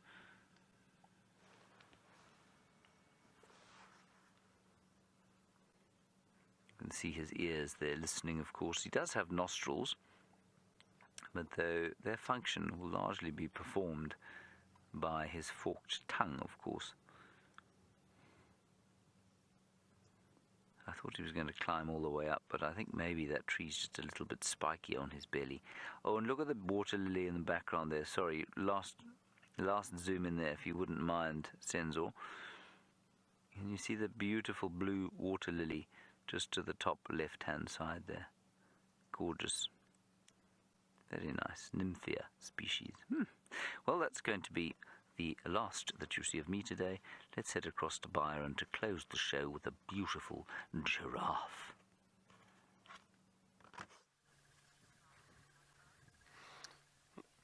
Thank you very much, James. And we do still have this lovely giraffe here. Now, some of you were asking for a tip of the day, Byron's tip of the day. I'm trying to think. I think maybe it's linked to this morning. Yeah, when you're out on safari, and even if you're with your guide or not, and don't be afraid to just stop and listen to the bush at times. I think that's a very important lesson to be learnt in the bush. Is stop, listen, and things will start happening around you. Often you'll find predators or whatever you might be looking for just by listening and taking some time to appreciate what else is around you. So I think listen to the bush, and that's how we did find that male leopard this morning. Also, technically, how we found the lion this morning. We heard him calling, and we headed out having a look for him, and James eventually found him. So listening to the bush is important. So if you do stop and just listen, things might happen for you, or might happen close to you. It's a bit of a bush tip of the day.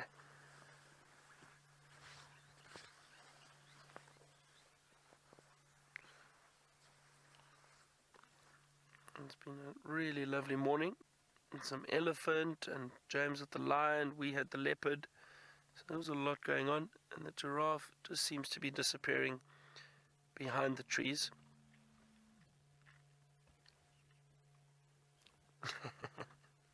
So I really hope you've all enjoyed the morning with us.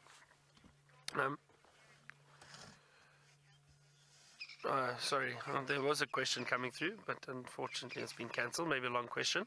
But thank you very much, everyone, for joining us. Hope you've all enjoyed it. It was a really great morning. A lot going on. It's going to be a very warm day, I think, today, which will be very nice. And we may get some more activity around the waterholes a little bit later for our sunset safari. So thank you very much again to James. And who was with James this morning on camera? Dave? Senzo. James and Senzo, and then Taylor and David, and to the ladies in the final control. And again, a big thank you to all of you for your wonderful questions and comments. We'll see you on our sunset safari. Goodbye. See you soon.